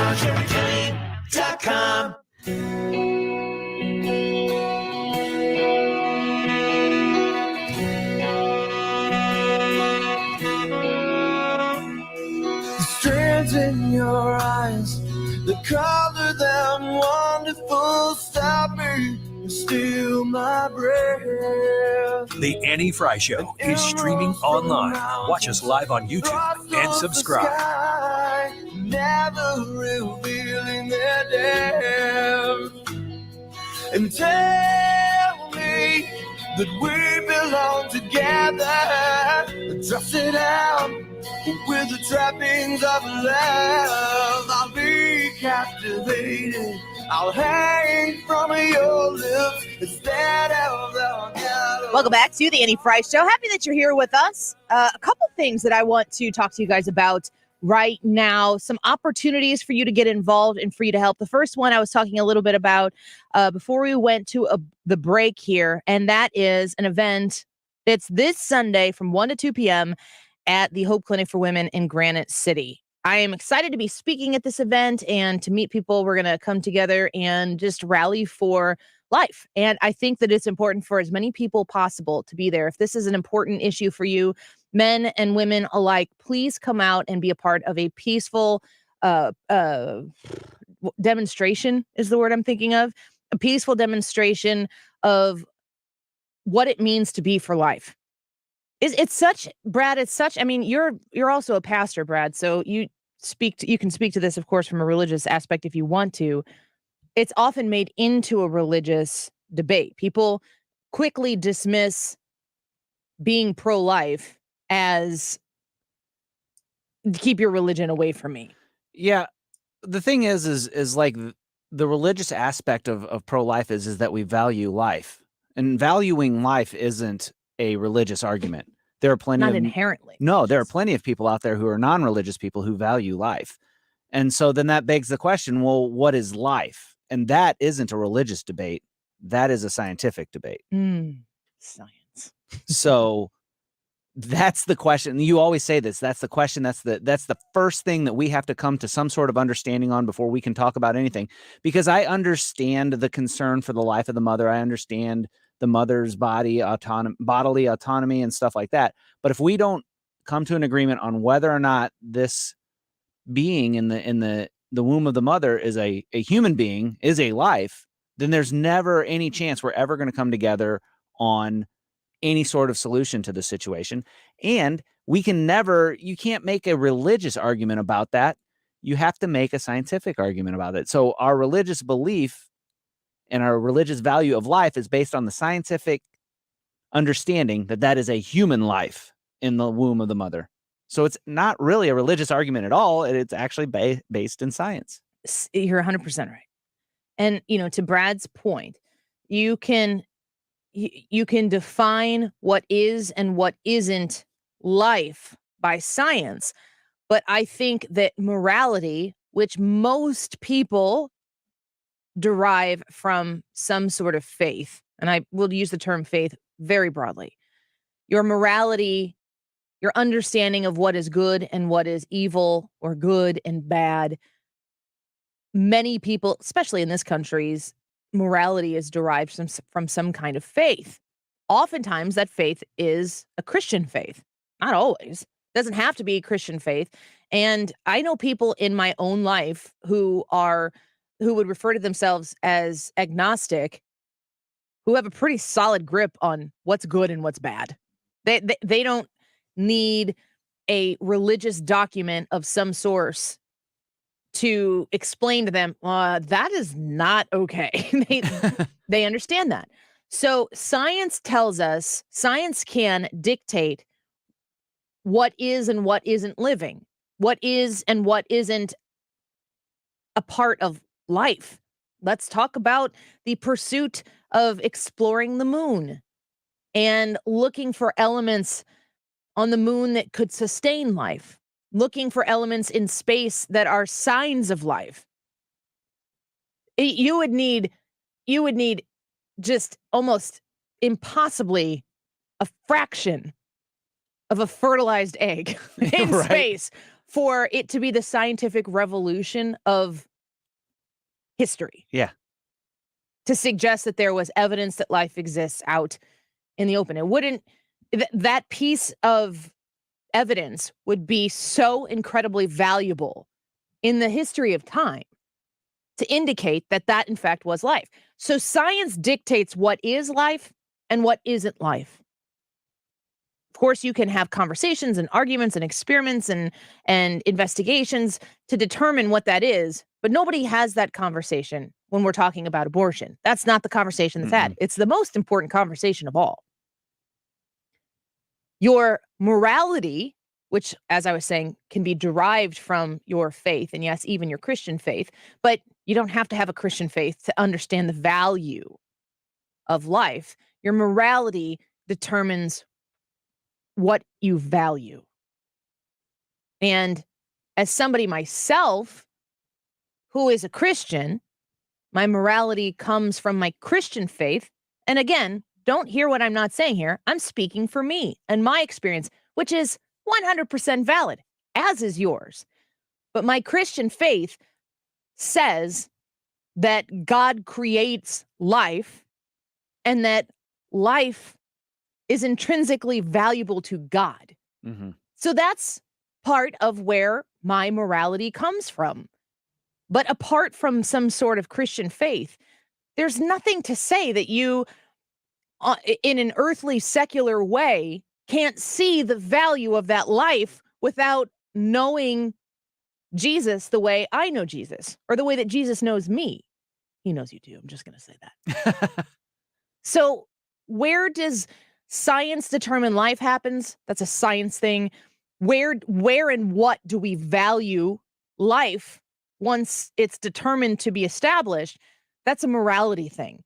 And maybe your morality comes from your faith. Maybe it doesn't. It is such a cop-out to be pro-abortion because you don't want somebody else's religion dripping on you.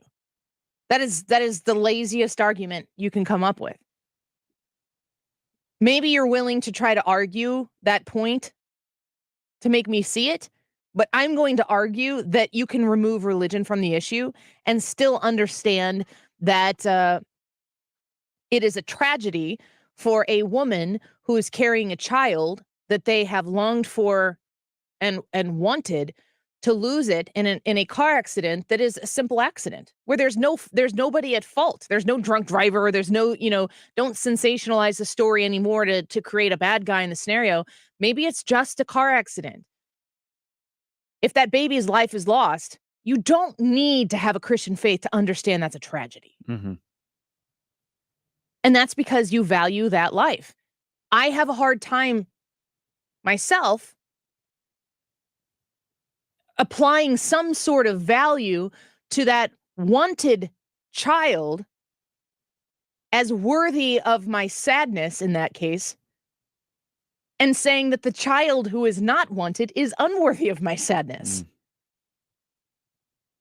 That's impossible for me to reconcile in my head, which leads me to believe that a wanted child has value and an unwanted child has value.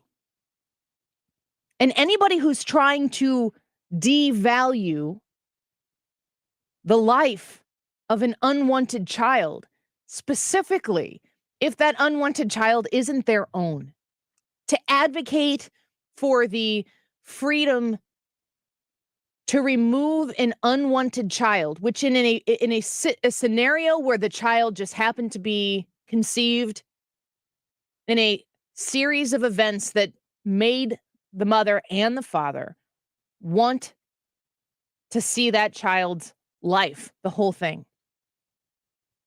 To understand that there is an entire political movement, gross. I mean, it's just absolutely just oozing with gross to think that there is a political movement out there to persuade people to feel good about engaging in an abortion is so heartbreakingly sad.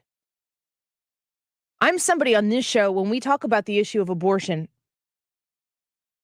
I have to remember that you all don't listen to me 3 hours a day, every day. Which, if you were interested in doing that, I would personally high five you. That some of you this might be the first time you've ever heard me talk about something. So I'm going to set the table for you. I have 4 kids, 12, 10, 6, 15 months. I've had a miscarriage. I've gone through that. It was incredibly early in the pregnancy. It was still sad. I know people in my life who have miscarried further on through the pregnancy. People in my family have miscarried as well and have gone through the process of having to pass a child that was not going to live. This is a very, very sad thing. And it's a real thing.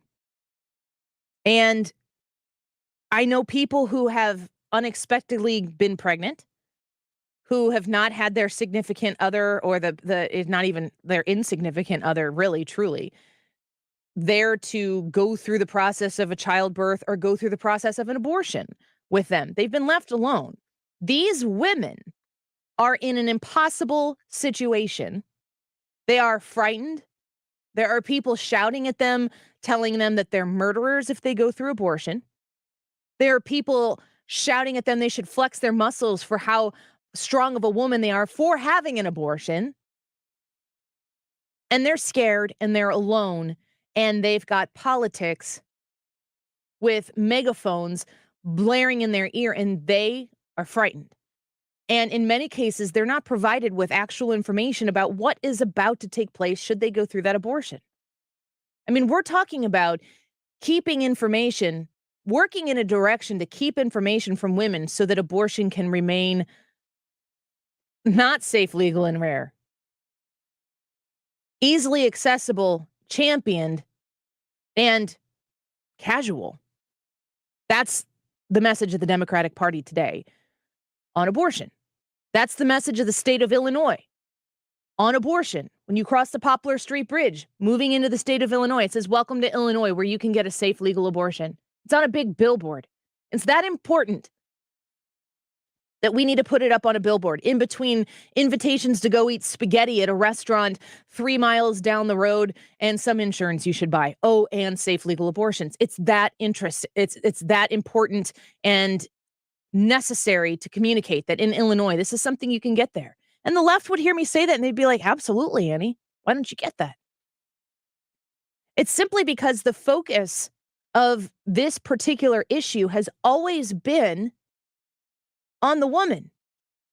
And it's been a threat to the woman, a name calling of the woman to say, like, I haven't read the chat here, but don't come on this chat and tell me she should have kept her legs crossed. Bye. It's not helpful. It takes two. And in many of these situations, two are not present making this decision. In a lot of these situations, the partner may not even know that the situation is in existence. Because the business of abortion, it's all in the dark.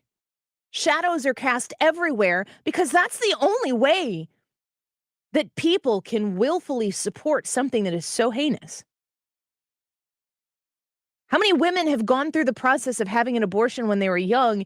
They're older, they're married, they're 3 years in, they've been trying to have a baby for 3-4 months, they get pregnant, it's the happiest day of their life. 12 weeks in, you go for your ultrasound, you see a beating heart, you hear a beating heart, you see fingers, you see toes, you see the organs inside of that baby and the shape of the face, and you see the little baby's nose. You see it all. It's all right there. That's a child.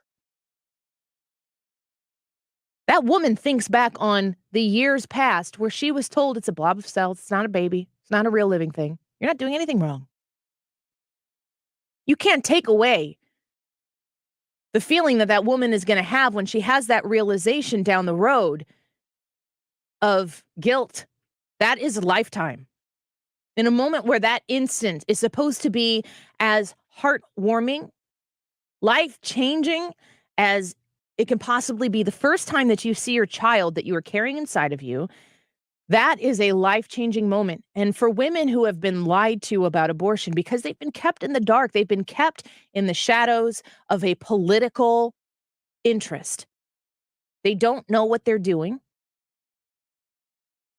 And they tell you when you're in that position and you're scared and maybe you're young or you're poor or you have been just left by the person who got you pregnant and you don't know what to do. They tell you that it's part of being a woman to have an abortion. Like, that is empowering for you. That's a real message that's out there. I really hope that you understand, if you're on the other side of this issue, where I am, where you want to advocate for that life, even if you want to advocate for that life to be raised by somebody else who wants a child, who's never been able to have a child before, or who is capable of raising that child and giving that child a chance, I hope you understand that the message that has to be received by that woman who's making that choice in that very, very scary time of their life, you have to meet that woman with love and compassion and sympathy, if not empathy. You have to be the person in their life that looks at them and doesn't make them feel like they need to make that decision for anybody else other than themselves and their child. You cannot bring judgment into that situation. You cannot bring hate or accusations or concern about the series of events that brought them to the moment where they need to make such a life-altering decision. You just have to meet them with love and grace and mercy. It's the only way to make a difference. It's the only way to win this fight, and it will literally save lives. I'm going to be speaking at this Rally for Life, and would you please consider coming and being a part of this with me. I know that they said that this is something they've done in the past, and I think they said that they get, tens of people out there. It's not something that's been a gigantic rally in the past. I would like to make it that. A peaceful demonstration of people who want to show that love and grace and mercy abounds. And you can do that by sheerly showing up and participating with me. It's just for an hour on Sunday afternoon from 1 to 2 p.m. at the Hope Clinic for Women in Granite City. 40 Days for Life kickoff rally. Would you please consider coming and joining me? I would love to have you there. I would love to meet you this Sunday. Let's take a quick break. When we come back, we're going to talk about another way that we can help. Very excited about this opportunity as well, and an event that we're going to have next week. We're going to broadcast live next week out in St. Charles. You want to be a part of this? You want to be a part of making a difference on the Missouri side? Illinois folks, I know you travel, and I hope that you will. I'll tell you about that when we come back. Don't go away.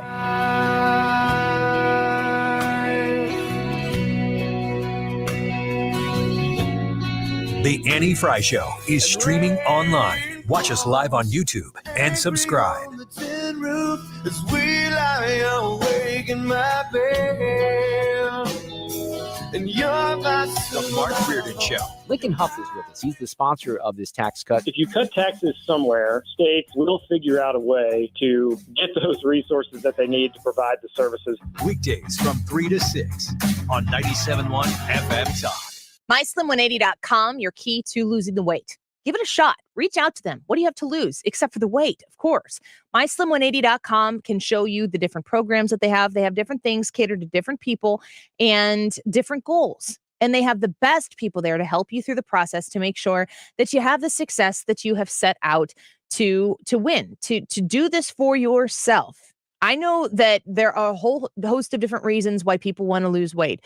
Some people want to see a number on a scale. Some people are looking to fit into a specific outfit, a suit, a dress, some sort of event that you have coming up. Maybe you've got like a fall or a Christmas wedding coming up and you want to look your best. But a lot of you just want to be healthy. You want to make sure that you are able to meet the challenges of the day-to-day. You want to make sure that your knees don't ache, your back doesn't ache, and you just feel good. You can go to all of the you can go to Slim 180 and address all of those different issues and do it with people who care about you and care about your success. Find them online at myslim180.com. Updating your home with James Hardie Siding has never been more popular. With all the options available, you need a partner to maximize your investment. The rising prices on vinyl siding has made Hardie Siding a great alternative. Siding Express is ready to refresh the appearance of your home or totally transform the look by installing Hardie Shake, board and batten, lap siding, or a stone accent to make it your dream home again. Siding Express is an elite preferred James Hardie contractor. Need ideas? Go to sidingexpress.com and schedule a free no-obligation consultation today. You had a solid retirement dream, sell your home in a few years, bank the equity, downsize, and travel. But inflation and recession has you wondering if all your hard-earned equity will still be there. What if you could recession-proof your equity right now? You can with Truehold. Truehold will buy your home for its best current value before a recession can erode it. You get to bank all the cash now and live in your home for as long as you want. And Truehold covers all property taxes, insurance, repairs, and maintenance. And since Truehold pays your home's current value in cash now, it's yours to do whatever you like. Don't wait for inflation, recession, and interest rates to erode your home's value. Visit Truehold.com and discover how much Truehold will buy your home for today based on its best current value, not what's coming. Call 1-855-300-9993 or visit Truehold.com. The smarter, faster way to cash out on your home's value without having to move. That's Truehold.com. Finding great candidates to hire can be like, well, trying to find a needle in a haystack. Sure, you can post your job to some job board, but then all you can do is hope the right person comes along, which is why you should try ZipRecruiter for free at ZipRecruiter.com/radio. ZipRecruiter doesn't depend on candidates finding you. It finds them for you. Its powerful technology identifies people with the right experience and actively invites them to apply to your job. You get qualified candidates fast. So while other companies might deliver a lot of hay, ZipRecruiter finds you what you're looking for. The needle in the haystack. See why 4 out of 5 employers who post a job on ZipRecruiter get a quality candidate within the first day. ZipRecruiter, the smartest way to hire. And right now, you can try ZipRecruiter for free. That's right, free at ZipRecruiter.com/radio. That's ZipRecruiter.com/radio. ZipRecruiter.com/radio. We're all on this planet together, so join Odyssey and find your one thing. Fruits and vegetables are very environmentally friendly foods. Make them even more friendly by eating them in season. Join Odyssey, and together each of us doing one thing makes a greener tomorrow. What's your one thing? You're listening to the Annie Frey Show live from the Air Comfort Service Heating and Cooling Studio. Time to get ready for fall. Make sure your furnace is ready to safely heat your home when the first cold snap hits. For heating service, repairs, or a new HVAC system, visit aircomfortservice.com. Back in the car and back on the road. We're with you. Dependable traffic with Sue Thomas. Driven by Ambassador Midwest Floor Company. The best way to deal with in-home traffic. Experience more at Ambassador Midwest Floor.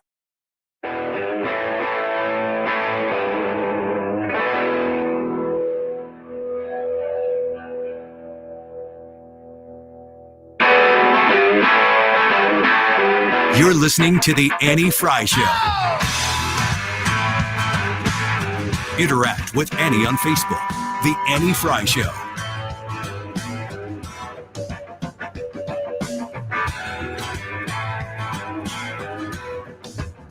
Well, just look down, gave me 40 days.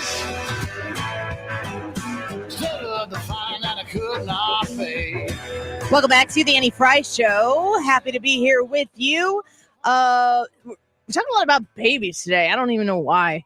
I am not pregnant, and don't bring that type of attitude in here. There's nobody in here who's doing that, but I'm just prefacing it. Yeah, Brad, you'll never know what this is like, but maybe no, you'll never know what this is like. From the time a female is between 22, and I'm almost worried about when it stops being an accusation. But you don't feel good, you're tired, you got a headache, you pass on a beverage. You pregnant? No, I'm not pregnant. Like, it's all the time. Do you know what that's like? I will never know what that's like. I was going to say, I made a wild, broad assumption of you. Broad, no pun intended. Yeah, don't assume. We are going to, this coming Wednesday, you've probably heard some of the promos if you've been listening here with us for a while. We are going to commence on helping in the biggest way possible. And I'm imploring you, I'm begging you to be a part of this with me. Next Wednesday from noon to 3, we are broadcasting live from Ruler Foods, who stepped up and wanted to partner with us on this in St. Charles to support Princess Storm on 104.1's Diaper Drive. So she is raising, she's done this before. I think this is the second annual time that Princess Storm has done this diaper drive. And she is collecting diapers and donating them to the St. Louis Diaper Bank, I believe is where they're going to.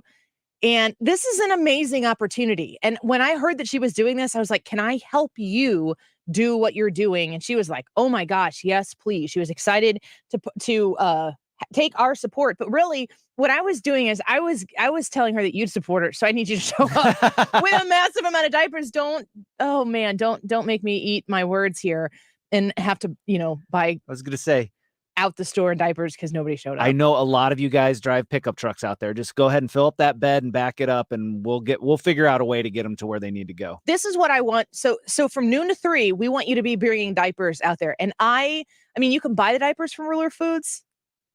I hope we buy out the diapers from Ruler Foods. Which would be awesome. That would be so cool. But this is what I want you to do.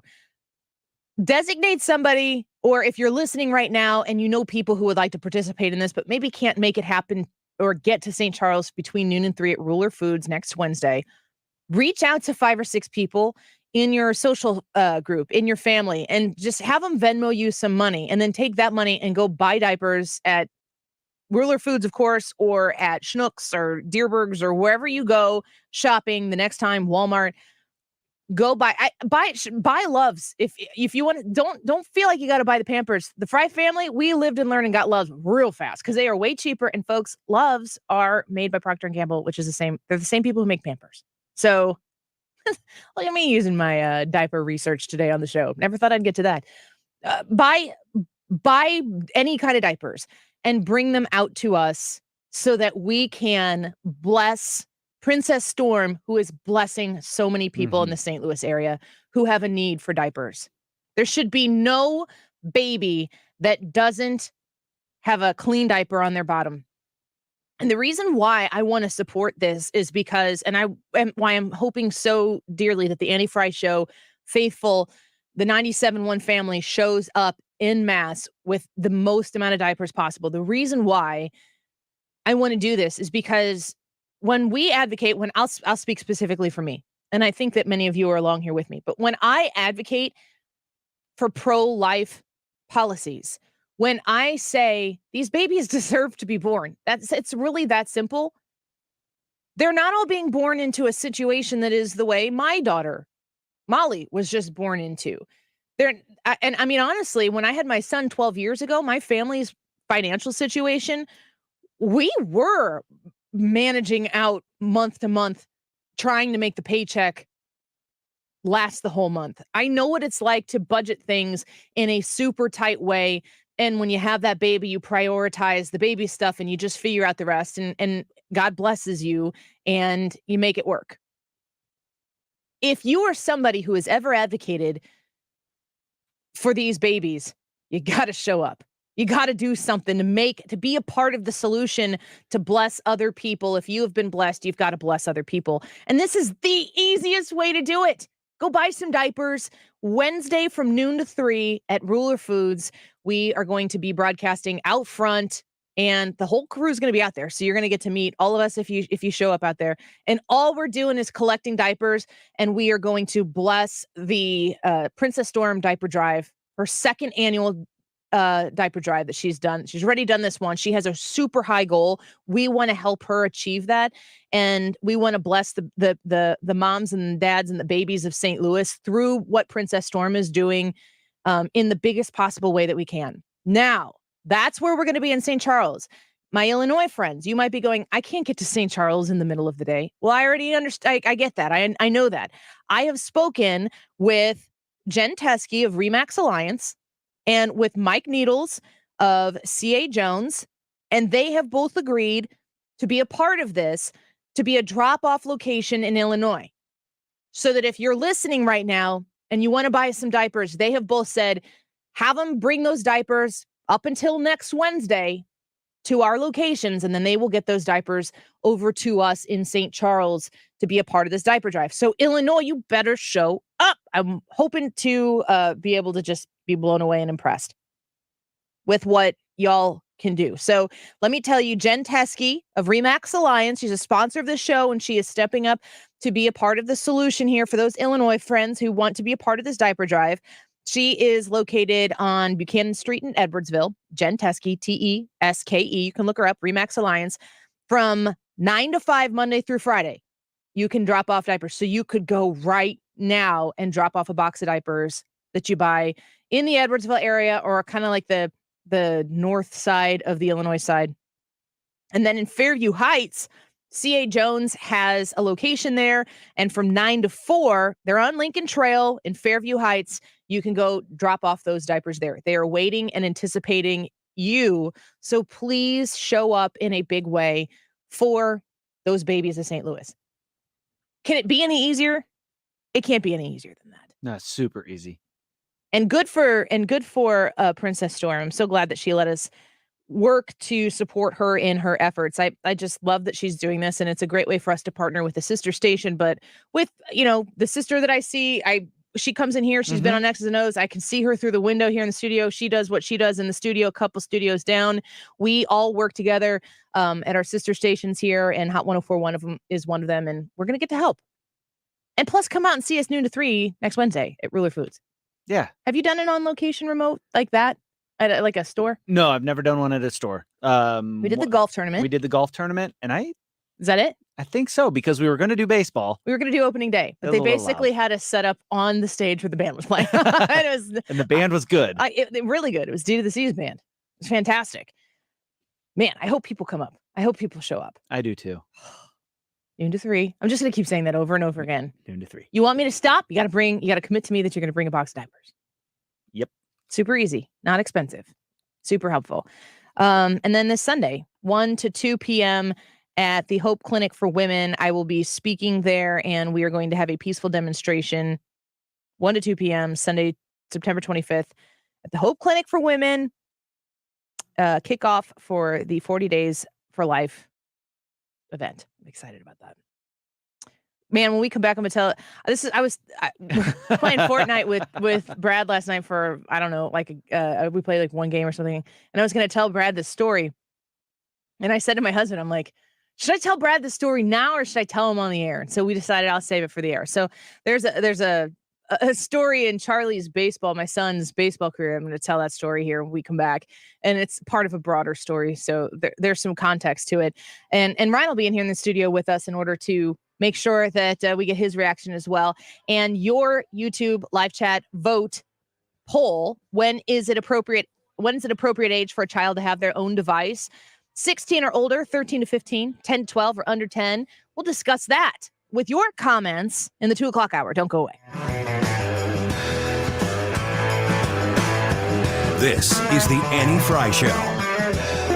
Is your roof full of ugly algae black stains? Just one roof restore treatment from Frederick Roofing, and you've got a clean, beautiful-looking roof for a small investment. If it has anything to do with roofing, you need to call Frederick Roofing at 645-2000. 645-2000. Frederick Roofing, 645-2000. What is it that's made Frederick Roofing the #1 choice for more than 80,000 St. Louis roofing customers? Is it Frederick's passion for customer satisfaction? Is it Frederick's own expert, licensed, and insured crews? Is it Frederick's ability to always provide an immaculate cleanup when the job is complete? It's all of those things and more. Frederick Roofing, the smart call to make for your commercial and/or residential roof. For a hole in your roof or a whole new roof. Frederick Roofing. Frederick Roofing, 645-2000. Frederick Roofing, 645-2000. So Stewie at Stewart's American Mortgage, he is the guy that I go to when the economy is doing weird things. He's going to be on today, but we're going to postpone to next week because he's feeling a little bit under the weather. Stewie is your go-to when it comes to improving your financial situation. Is that credit card debt getting out of control? High interest rates are killing people right now, and it needs to be something that could be addressed in a way that makes sense for you. That's where the bagel loan comes in. When you use the bagel loan to do a cash out refinance, or if you're using it to buy a home, if you're making a home purchase, you pay no fees that other lenders out there can charge you for. This is going to save you thousands of dollars as you go through this process. Stewie at Stewart's American Mortgage has made his business off of doing business the old-fashioned way. He works directly with you. He walks you through the whole process, and he makes sure that you are taken care of from start to finish. He did that for my family. He's going to do the exact same thing for yours. Call him or text him at 314-324-4440. 314-324-4440. Google the bagel loan, NMLS number 226715. Hey guys, Glover here for my friends at ThrottleNet. These are the genius IT guys that I've been representing for years and years now. We are #1 all the time. Best in customer service from Small Business Monthly. Best in cybersecurity, again, Small Business Monthly. We have an average response time. I love this statistic. The average response time in St. Louis in 2020 by IT companies. You have a problem, you reach out to them, hey, I'm all shut down, help me, was 3 hours. If you got back within 3 hours, you were cool. Ours was 1 minute, 57 seconds, and the guys were very unhappy with that. It takes less than 2 minutes for us to address your problems. Here's a huge thing. We are now offering $500,000 in ransom protection to everyone who uses us. This is part of the deal. You don't pay extra for it. So if you happen to be hit, and you have to pay, we're going to pay it up to $500,000. Now, this shows you how confident we are because no one under our protection has ever had to pay. Go to throttlenet.com/DGS. KFTK FM Florissant, driven by the Bomarito Automotive Group, 97.1 FM Talk. Always live on the free Odyssey app. The world isn't buying it. I'm Lisa Brady, Fox News. NATO is now condemning Russia's plan to hold votes in separatist regions of Ukraine tomorrow. The alliance urging rejection of what it calls Russia's blatant attempts at territorial conquest. This is the U.S. Secretary of State calls for unity at the UN against Russia's escalation of the war. Secretary Antony Blinken says Russia's apparent troop surge as world leaders meet at the UN sends a clear global signal. The very international order that we have gathered here to uphold is being shredded before our eyes. Blinken, during a Security Council session, urged Russia to back off nuclear threats and end its war in Ukraine. He asks every council member, including those who haven't been vocal, to push Russian President Vladimir Putin to honor Ukraine's sovereignty. Secretary Blinken drove home the point that Putin is the only one who can stop this war. If Russia stops fighting, the war ends.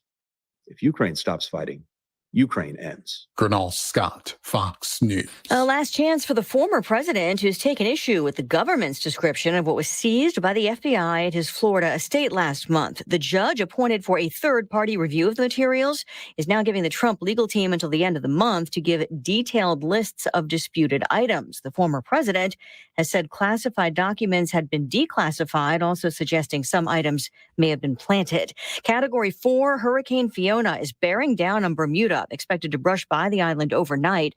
Fox Weather's Robert Ray is there. Fiona's going to be about 100 miles off of the coast here, but it's going to bring tropical force winds very soon here. In fact, the breeze is starting to pick up, as are the swells. The deadly storm has left a trail of destruction in the Caribbean. President Biden just getting a briefing on FEMA's efforts to help in Puerto Rico, where hundreds of people remain isolated because of damage. America is listening to Fox News.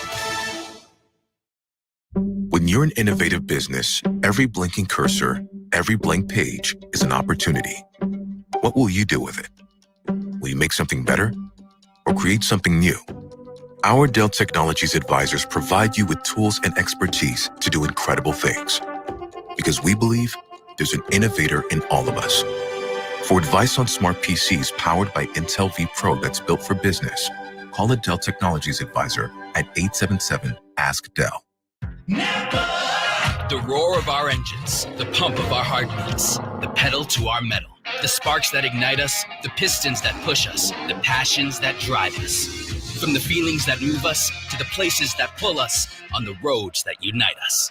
With nearly 6,000 stores and over 17,000 auto care centers, Napa has America's largest network of parts and care, here to keep you firing on all cylinders.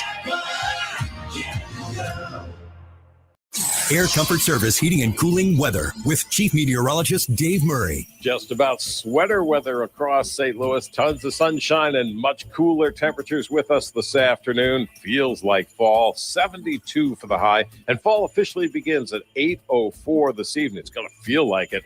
Clear and chilly, 48. Little unsettled on Friday. A mix of clouds and sunshine. Maybe a sprinkle here and there. 68 for the high Friday afternoon. This is 97.1 FM Talk. Chief Meteorologist Dave Murray. Sunday, the Chiefs are back on 97.1 FM Talk. Tune in for the game from noon to 4 live. Patrick Mahomes and the Kansas City Chiefs take on the Indianapolis Colts in a Midwest showdown. Game time is 12. Be here for kickoff and full game coverage this Sunday with the Chiefs, noon to 4. On St. Louis's home for conservative talk. 97.1 FM Talk. Everyone is welcome. Mark Cox here with a real estate update and insight from my friend and trusted realtor, Gloria Liu, with Your Home Sold Guaranteed Realty. Gloria says, look, sitting on the sidelines may not be the best strategy moving forward in a continually shifting market. Homes aren't selling as fast, and in most cases, price reductions are becoming pretty common. Gloria also says that earlier this year, with low inventory, sellers didn't need a strategy to sell because homes were listed and sold immediately.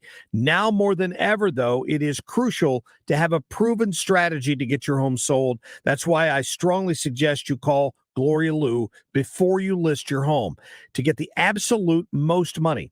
Get this, Gloria is so confident she'll sell your home, she will guarantee in writing up front to sell it at your agreed to price and time frame, or she will buy it. Call her at 314-325-6888. That's 314-325-6888, or visit GloriaHasTheBuyers.com. Surprise! Surprise! You know, surprise parties, they can be fun, right? Well, financial surprises, not so much, especially when you're retired, like finding out you owe more in taxes than you thought you would, or having to go back to work to make ends meet. Maybe you think you'll be okay, but why not double check just to be sure? Call Marvin Mitchell at Compass Retirement Solutions and schedule a retirement double check. Marvin and his team have been helping families plan for retirement for more than 15 years. Call 314-314 374-373-1598 to schedule your retirement double check with Marvin Mitchell at Compass Retirement Solutions. That's 314-373-1598. Don't let a financial surprise derail your retirement dreams. Give Marvin and the team a call, 314-373-1598. Firm offers insurance services, investments, and services offered through Compass Retirement Group, a registered investment advisory in Missouri and in Illinois. Babe, you're doing your stress away deep breathing. I'm proud of me and not stressed at all. In fact, You're getting inspired because you're picturing your hero, Jerry Kelly, calming himself before the big game. Now I'm becoming insanely hungry. I can smell your triple toasted ravioli. Because Jerry Kelly came and cleaned our ducts. Purged. A Jerry Kelly duct cleaning purges dust, allergens, and bacterial agents. So what now? Time to inhale some pasta. JerryKelly.com. When it comes to hiring, you don't need to be doing all the searching, screening, and interviewing yourself. What you need is Indeed, the end-to-end solution that makes it easy to attract, interview, and hire quality candidates. Visit Indeed.com/credit. Right now is the perfect time to call Zero Res to deep clean and refresh your carpets, air ducts, upholstery, and more. Call 314-474-2020. Get the Mark Reardon special. 3 rooms, zero resified, starting at $129 and take $75 off your air duct cleaning. 474-2020. If you use a smart speaker, you can listen to 97.1 easier than ever. Just tell it to play 97.1 FM Talk. Or download the Odyssey app for your phone and stream the station whenever, wherever. That is exactly what I needed to hear. Thank God someone here knows what you're talking about. That's us. That's right. Gotta love this American ride. Right, you need to take the time and get the full picture. Come on, turn the radio on. It's Saturday and I won't be long. Don't get me wrong, I love the ladies. I mean, they rev my engine, but they don't belong in the newsroom. It is Anchor Man, not Anchor Lady. What do you want from me? I'm not America's sweetheart. Goodness sake, kid. Keep your voice down. Your father's listening to the radio. I'm not America's sweetheart. This is the Annie Frey Show. I feel like I have to do it. I said I wasn't going to do it. Don't do it, Annie. I feel like I have to do it. You need to back down, Annie. Why? I don't know. Go ahead. I just felt like the right thing to say. Yeah. I panicked. You told me to tell you not to say it, and then I just wigged out. We're on the air now. I got to do what she said. I told you to tell me not to say it. Don't do it, Annie.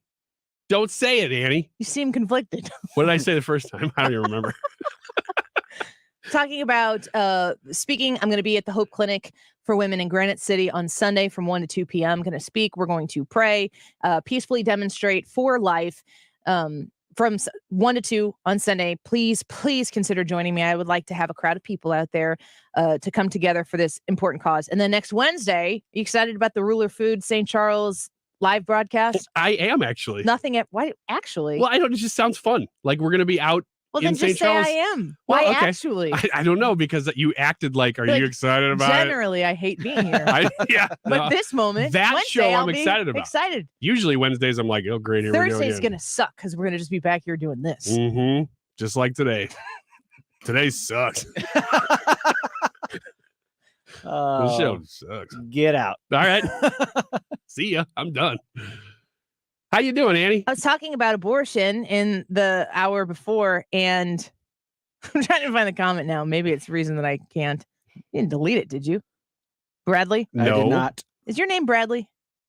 Yes. Okay. I was kind of hoping it was With an E. Bradford. Me too. I was hoping for Bradford. Maybe we should change it. You can Maybe call me we should. Bradford. We'll call you Bradford, and then Sonny Hostin will come in here and shame you. Insult me. Yeah, why because don't I don't you? go by my Wait, real why name. don't you go by Bradley? Why don't I go by Bradley? Yeah. What do you hate about your heritage? Mm-hmm. What do you hate about Western Europe? I don't know. Maybe I should bring Sonny Hostin in for this one. Yeah, he could text answer her. that question See if better she'll than me. come on. You're like, Why do I don't I know. hate? I'm a white man. I did it wrong. Whatever you say. Whatever it is this time, just white man. Bad me. I got a lot of German in me. That's not really. There's some heritage. Yeah. Yeah. I've never They been to were a the single actual country. Nazis. I say this as somebody who's 3/4 German. I am too. I got a lot of like Schifferdecker and really deep German Excuse names. me, watch your language. Sorry about that. I didn't mean Can you to. dump that? Yeah, dump my heritage, please. It's kind of ironically what they're trying to do. My goodness, we've come full circle. It is. I'm still looking for this comment. There's somebody who is chatting with us on the Annie Frey YouTube channel, which I would love for you to go. What? I was gonna say you use the term chatting with us loosely. He says to me, my question to Annie. Now I've had 4 babies, so his icon is probably male. It's an emoji. He's yellow. So I don't know what to assume about this individual, nor should I assume the gender, but it's in my own opinion is his name. He says, so again, folks, I've been in the delivery room 4 times. Babies having babies. This not even makes sense. My question to Annie, if her doctor said her child was breech and going to kill her, what is your choice? Well, let's for a second assume that your scenario is even plausible. I wouldn't be like, kill the baby. That wouldn't be how that goes. Second of all, they would just do a C-section to take the baby out with no medical need to murder the baby in that moment in time. Being breached doesn't matter until you're in like the last 3 weeks or so. Not even, I think that's generous of pregnancy. You're pregnant for 40 weeks. That baby's flipping and flopping like crazy up until there's really no room left. And then when labor is near imminent, you want the baby to be head down. If they're breech, if they're feet first or they're, let's see, face up, I think. They're not supposed to be face up. They're supposed to be face down, head down. Hostin side up. That's so gross. I hate you. People are going, what? And then at about 6:39, they're going to go, oh. When they're watching The View tomorrow, they're going to get it. They're not watching The View tomorrow.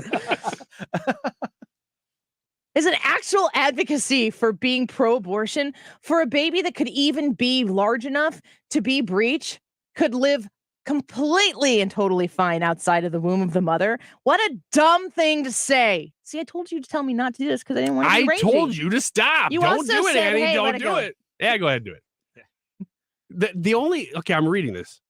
My only quick question to Annie is if her doctor said her child was breech and going to kill her. Like what, with a weapon? I know, the only way this makes sense is if this person is picturing you giving birth to some sort of horror Chucky doll.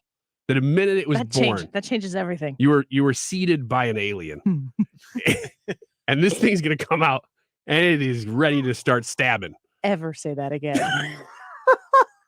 Ever. Remember Who that? should we choose for our seed? I'm gonna vomit. You remember at 12:45? You shush. Turn his microphone off, Brad. Let's go back to 12:45. I'm back on. I did it. No. Let's go back to 12:45, Brad. All right, Bird. When shush. Okay. When we were talking about career changes and maybe implied / enforced career changes. Yes. What should Ryan Wiggins do instead of this? I mean, other than anything. Sign spinner. I can do that. Once. You know what I should do. Why isn't he? Then we should make him go spin signs down there for those construction workers in front of the library. The Annie Frey show? For the Mark Cox show, obviously. The Annie Frey show sign and just. What would my sign say? Detour? No. What am I spinning for? We should have him go out there and spin signs for all the other conservative talk radio shows that are on right now. Oh, it's for you. No, not really. But yes, in a roundabout way. I like detour. It gets right to the point. Detour. There are workers here. You should go this way. It gets right to the point in a roundabout way. Yeah, that's true. It kind of sends you right to your destination, but not in the way you're expecting. The definition of a detour. Brandon's mad at Bradford here for scooping his thought on suggesting you should be a sign spinner. Great minds, Brandon. I already told you guys what I would do if Brandon. I wasn't doing this. I would be a train conductor.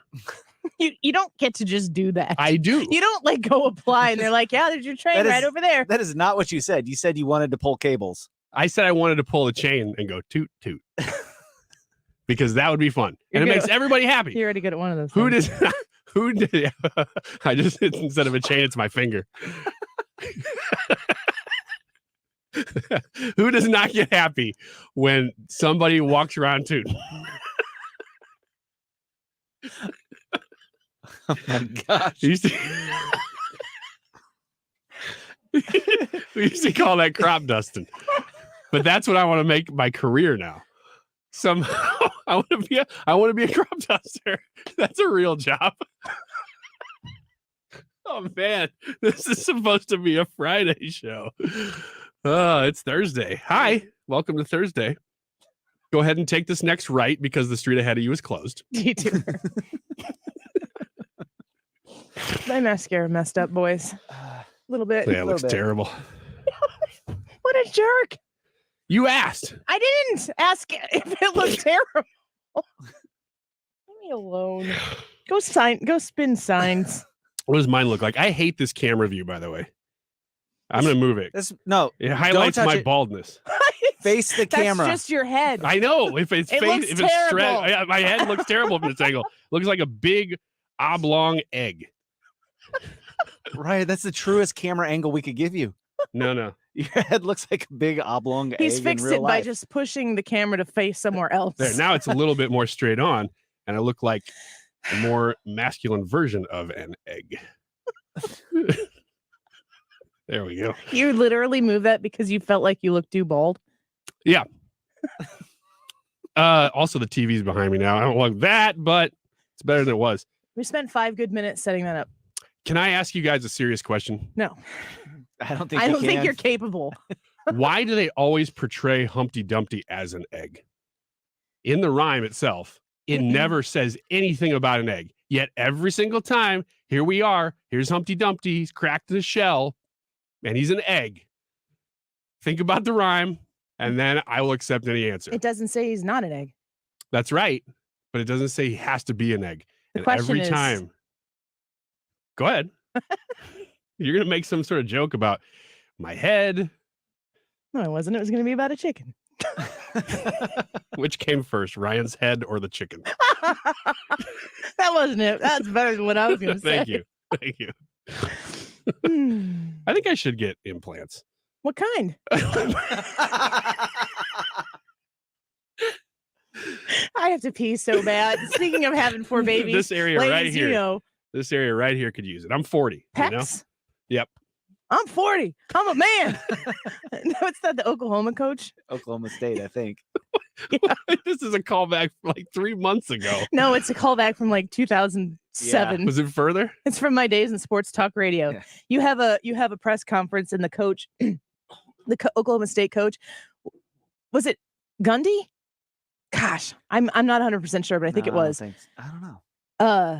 The press was kind of picking on some of the kids and criticizing the kids, and the coach goes out there and he's saying, don't pick, these are children, like these are kids. Mm-hmm. Don't pick on them. He's like, bring it on me. But he goes, I'm a man, I'm 40. And now anytime I hear anyone say I'm a man, I can only think in like radio drops. I think I'm a man, I'm 40. Mm-hmm. It's kind of like what you sound like. Are you sure? Maybe you're thinking of Bundy. That's a different Ted. guy. No, it is Gundy. Okay. Deal with it. Mike Gundy. Mike Gundy, OK State coach. Yes, thank you, Walrus King on YouTube. September 22nd, 2007. 7. I got the Whoa! year right, and it was today. That's today. I should leave. I'm gonna Just go buy a lottery drop ticket. it. Drop the mic. Bye. Amazing. It's completely useless. We need to have these but mics to where we can strange. drop them because right now they are hanging from a thing, and we cannot drop them unless we unscrew them. Let us take 3 minutes here to unscrew our mics and drop them so that we can leave. I'm gonna tell you a story about Charlie, my son, and then I'm gonna pose a question and we're gonna answer on the other side of the break. We were going to do that here. We are doing it. And then we here. talked about Toot Toot. You did. Stop. So I've talked on the air a little bit about like the Frey family schedule is out of control, super jam packed. We have a lot going on, but we have a lot of people in our family, so we had a lot of places to be.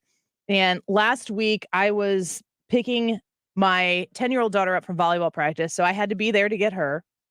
And understand that Charlie at 12 years old, in his lifetime, he started playing baseball at maybe about 5. I think I've maybe ever total missed 5 baseball games of his. That's impressive. The kids come first. It just is. I don't schedule. I'm not going to miss kids' events for work things unless there is an absolute no way around it. This is the right decision. And that very rarely is the case. I don't miss my kids' events if I can help it. And I call my husband. We get the car. My daughter and I get in the car after volleyball practice. We're driving home from school. Actually, not from home. We're going to try to get to the baseball game to see any part of it. So I call my husband and I said, how's the game going? How much time is left? He goes, right now, your son's walking up to the plate. Bases are loaded. Bottom of the whatever it was, which was probably going to be the last inning. 2 outs. Charlie's up. I go, oh, really? And then you hear the clink of the bat. He hits the ball out of the park. No. Sweet. Grand slam. Wow. It was, my daughter and I were like high-fiving in the car, and it was just so overwhelming and exciting for him because I know how much that meant for him to have that opportunity. Because, you can hit, in the major leagues, you can hit little league home runs. Mm-hmm. Hitting a ball out of the park, it doesn't matter how old you are or how young you are, how big the park is, how little the park is. You hit that ball out of the park, it is a lifetime moment. And I wasn't there to see it. And that's what we're going to talk about when we come back. I felt so excited for him and simultaneously felt guilt for not being there when he hit that home run. And I want to talk to you guys about that. Whether you experienced something like that before, if you've felt the need to be pulled in too many different places at one time, how you handle it. And then we're going to talk about the YouTube live chat poll here in the studio. When is it appropriate age for a child to have their own device? You can see the options on the YouTube live chat poll. And we'll talk about my situation when we come back. Don't go away.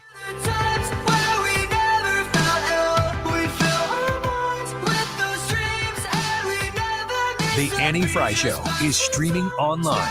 Watch us live on YouTube and subscribe.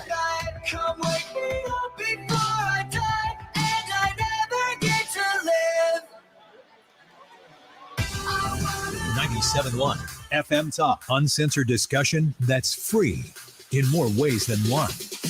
This is where St. Louis comes to talk. 97.1 FM Talk. Right here, right now.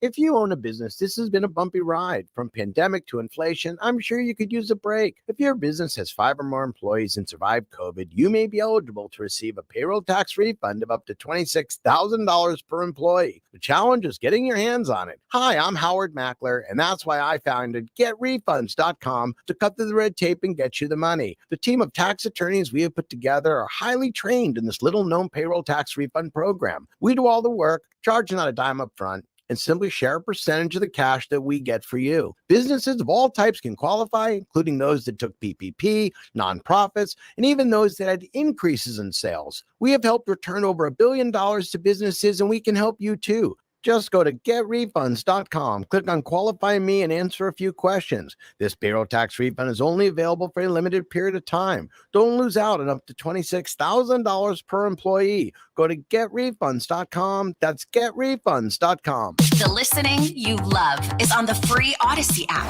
Your trusted local radio stations, coverage of your favorite teams, live news from your hometown, and millions of podcasts on demand. Best of all, you can completely customize your listening experience. Follow topics you care about, like leagues and teams. Pause or rewind your local sports and news, and add shows to your queue to catch up later. There's a lot to listen to, so get started and download the free Odyssey app today. This is Joe Cordell. In other ads, I've talked about the weighty matters that are on the table in divorce: assets, debts, spousal support, and of course, children.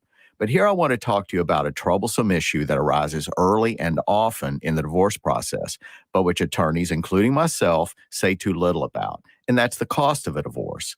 Yet as important as this factor is, it shouldn't overwhelm the more deserving issues that are raised by divorce. But here are just a few things that Cordell & Cordell is doing to help. We have now reduced our initial deposit or retainer. Also, there's no longer a charge for initial consultations for those who retain.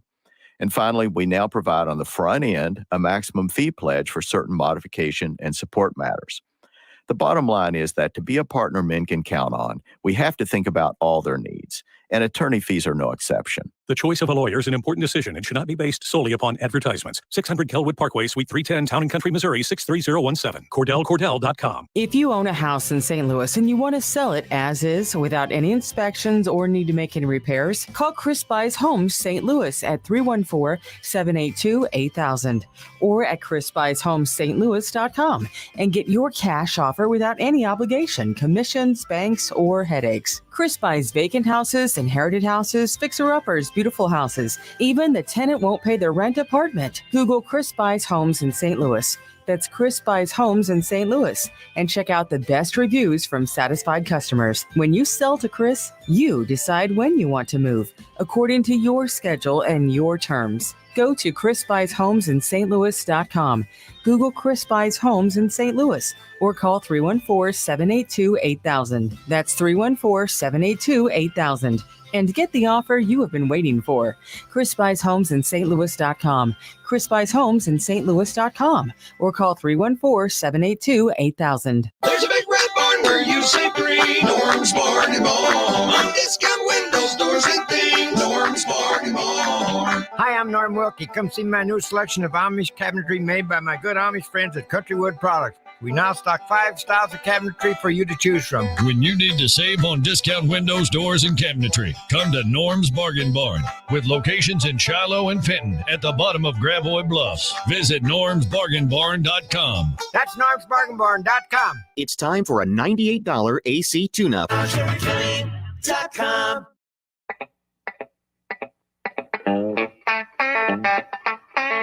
You're listening to The Annie Frey Show. Yes. Here comes Find the podcast, on-demand audio, and more at 971talk.com/Annie. He lived by himself in the swamp. They hunted alligator for living. They just knock him in the head with a stone. The Louisiana law gon' get you, Amos. You can't tell me this isn't great. That's fantastic. Apparently, it's a song he wrote to a guy named Amos. Isn't he talking to an alligator? Oh, is Amos the alligator? I don't know. What's the song called, Hannah? You're the one who wanted it. Amos Moses? The song is called Amos Moses? Yes. Jerry Reed is the artist. Jerry Reed, Eastbound and Down. That's my grandpa's name. Amos Moses or Jerry No, Reed? Jerry Reed. Is your grandpa a reptile? I don't know. You can't ask those questions. We're going to get banned from you. Yeah, Mark Zuckerberg's going to be like, no reptile talk on my Lizards? platform. What? No. He's We're just an talking android, about not a Hannah's reptile. grandpa. Leave us alone. Sorry. Sorry, Hannah. Your grandpa's cool. The Annie Frey YouTube live chat poll was a great time to be on the YouTube channel. When is an appropriate age for a child to have their own device? 16 or older, 13 to 15, 10 to 12, or under 10? I was just talking about my son this past, was it a couple days ago, hit his first home run in a game, and it was a grand slam in the bottom of the whatever. And we got off air, and Brad and Ryan were like, hey, did they win the game? I'm like, no, they lost 20 to 18. Did that put them ahead and then they lost? No. Oh, so they were just catching up. That put them around 20 to 18. Yeah, for sure. The go-ahead home run, and then the next inning they lose it. So here's the question. I was picking up my daughter, and I was I was in the car when this happened. I was not there to see it. And I know rationally that somebody had to pick up my daughter. I couldn't leave her there. That would have been the real bad mom thing to do. I don't know, Ryan, you're the other one in here who has kids, but you get stretched, you miss things. Have you experienced that where you're like, oh, I cannot believe that I missed that? So yes, but the exact opposite effect happens for me. And I'm telling you the truth here. If I happen to be out of town, miss a soccer game or something like that, I want to hear about it as soon as I can. How did he do? Tell me the whole rundown of the game. I want to hear everything. But it's the absence makes the heart grow fonder thing for me, where when I miss a game, I realize how much I love doing that. And then I just can't wait for the next one. And I know my son can't wait, or my daughter, depending on what it is, for me to be there. And I don't really feel guilt. I almost feel like renewed energy to do that stuff. I love how that happens to you and it makes you feel better. Yeah. Whoa, that's see? See? Yeah. When my boss reprimands me, I walk away thinking, man, I'm doing a pretty good job. All things said and done, yes, I may be doing that one thing terribly that he called me into his office for. He had but one overall, reason to call you in the office. It was to fix a certain thing, but he said 3 nice things so he could level the one thing, and you're like, 75% doing great. Pretty dang good. I don't know, Brad, if you can relate to that at all. Any pastoral advice? I can relate to the grand slam home run because the very first home run I ever hit over the fence was a grand slam as well. Do you remember it? Oh, yeah. And How old were you? I was 20. Oh, you were in your 20s. 4. Yeah. Do you remember the 20s? His 20s? Yeah. He remembers the roaring 20s. Mm-hmm. I remember the roaring 1920s. What was the Great Depression really like? It sucked. You heard of the Dust Bowl? That's where we were. Right there, right in the middle of the old Dust Bowl. Is that part of the championship series? Yeah. The Dust It Bowl. was, for me, it was a time of both mice and men. Josh. Yeah, when he ran around the bases, according to my husband, because I wasn't there, he got around first base and he puts his fist in the air, maybe pointed in the air. And my husband was like a little concerned with, because the Frey family is like, learn your craft, perform, keep your head down, enjoy your success. We'll celebrate with ice cream later, but no hot dogging. Was that too much? Did that cross the line? Well, my husband was like wanted to have it wasn't like important to him to have this conversation, but when we were talking about it later, he was like, yeah, Charlie. I was like, no, just let him have the moment. Oh yeah. I feel it. Especially that first one. As long as he wasn't like pointing to the other team as he ran by the dugout and being like, yeah, as long as that wasn't that didn't happen. Doing right? triple X. Yeah. Which Eat that. You're still losing, guys. Oh yeah. Yeah. Now it's just 20-18. Yeah. Eat it. Yeah. Like you could call scoreboard on that. It's still not going right away. But yeah, there's got to be a little celebration. There has to, for some of that stuff is just letting people have their emotions. You're not rubbing it in. Yeah, that's it's pure just reaction. Exciting. Yeah, you're excited. I actually like that baseball and golf are allowing that a little bit more. It's like when you slide off the chair whenever your daughter makes a great play in volleyball. What are you talking about? I don't know. Told you not to talk Hannah, about can you it. explain what he's talking about? I actually do know that story, but I was told that we're not going to talk about it on air. Oh, but here we are. Brad has come to a couple of my kids' sporting events, and he's been able to witness me as a baseball mom or now volleyball mom. Did you slide into some dirt? Did you get At the excited volleyball and game, slide it out of a was game? really weird. That is weird. What's dirt doing here? Hey, why don't we put this lady outside? I don't know. What do you want to say about it? I think it was awesome. It was a genuine mom reaction, and it was like in a kind of psycho kind of way. Well, the thing about it is that like That my lady just fell down. angle, That my was view. awesome. I was watching the play, and where Annie was sitting was kind of like right in between me and how the play was going. But I was on the court making sure everything was going fine. Yeah. She wasn't directly in my view. She was just kind of in my hey, peripheral. Sixth grader, get out of here. I can do this myself. And so it was kind of one of those broken volleyball plays where somebody digs a ball and the ball's kind of up and somebody needs to hit an over. Here comes Annie. They need to bump. And, move! And I'm watching Jensen. While that play looked awesome, still fully illegal. Lost the point. Yeah. So you're Ineligible gonna need player. to control yourself a bit. Hurting the team. Whose mom is that? Everybody's Put her pointing at each outside in other. the dirt. So I'm watching Jensen and analytical brain. She's coming underneath it. She calls it. I got it. This is a textbook setup. I'm like, man, she has got this. Is going to be easy. And then out of the corner of my eye, I notice Annie momming and like momming. Yeah. Sports momming. Have you seen a sports mom? What you're doing right now is miming. Miming. Right. Is that what you're talking about? No. It's great radio. It's like emotions that are trying to pour out that they're trying to contain, but they're not really doing a good job. And I see a hand go up and then a foot go out, and then Annie slides off the chair after Jensen hits it over. Fall onto the floor. I said slid down. Yeah, you slid out of the chair, but not onto the ground. Out of Gracefully or not? excitement? Yes. Enjoy. And Out of panic. maternal willfulness that the ball that my daughter hit would go over on a good play, and she was playing at a grade level higher than she is. If she was miming, maybe she was just excited that she had broken out of the box. And you didn't see the first part.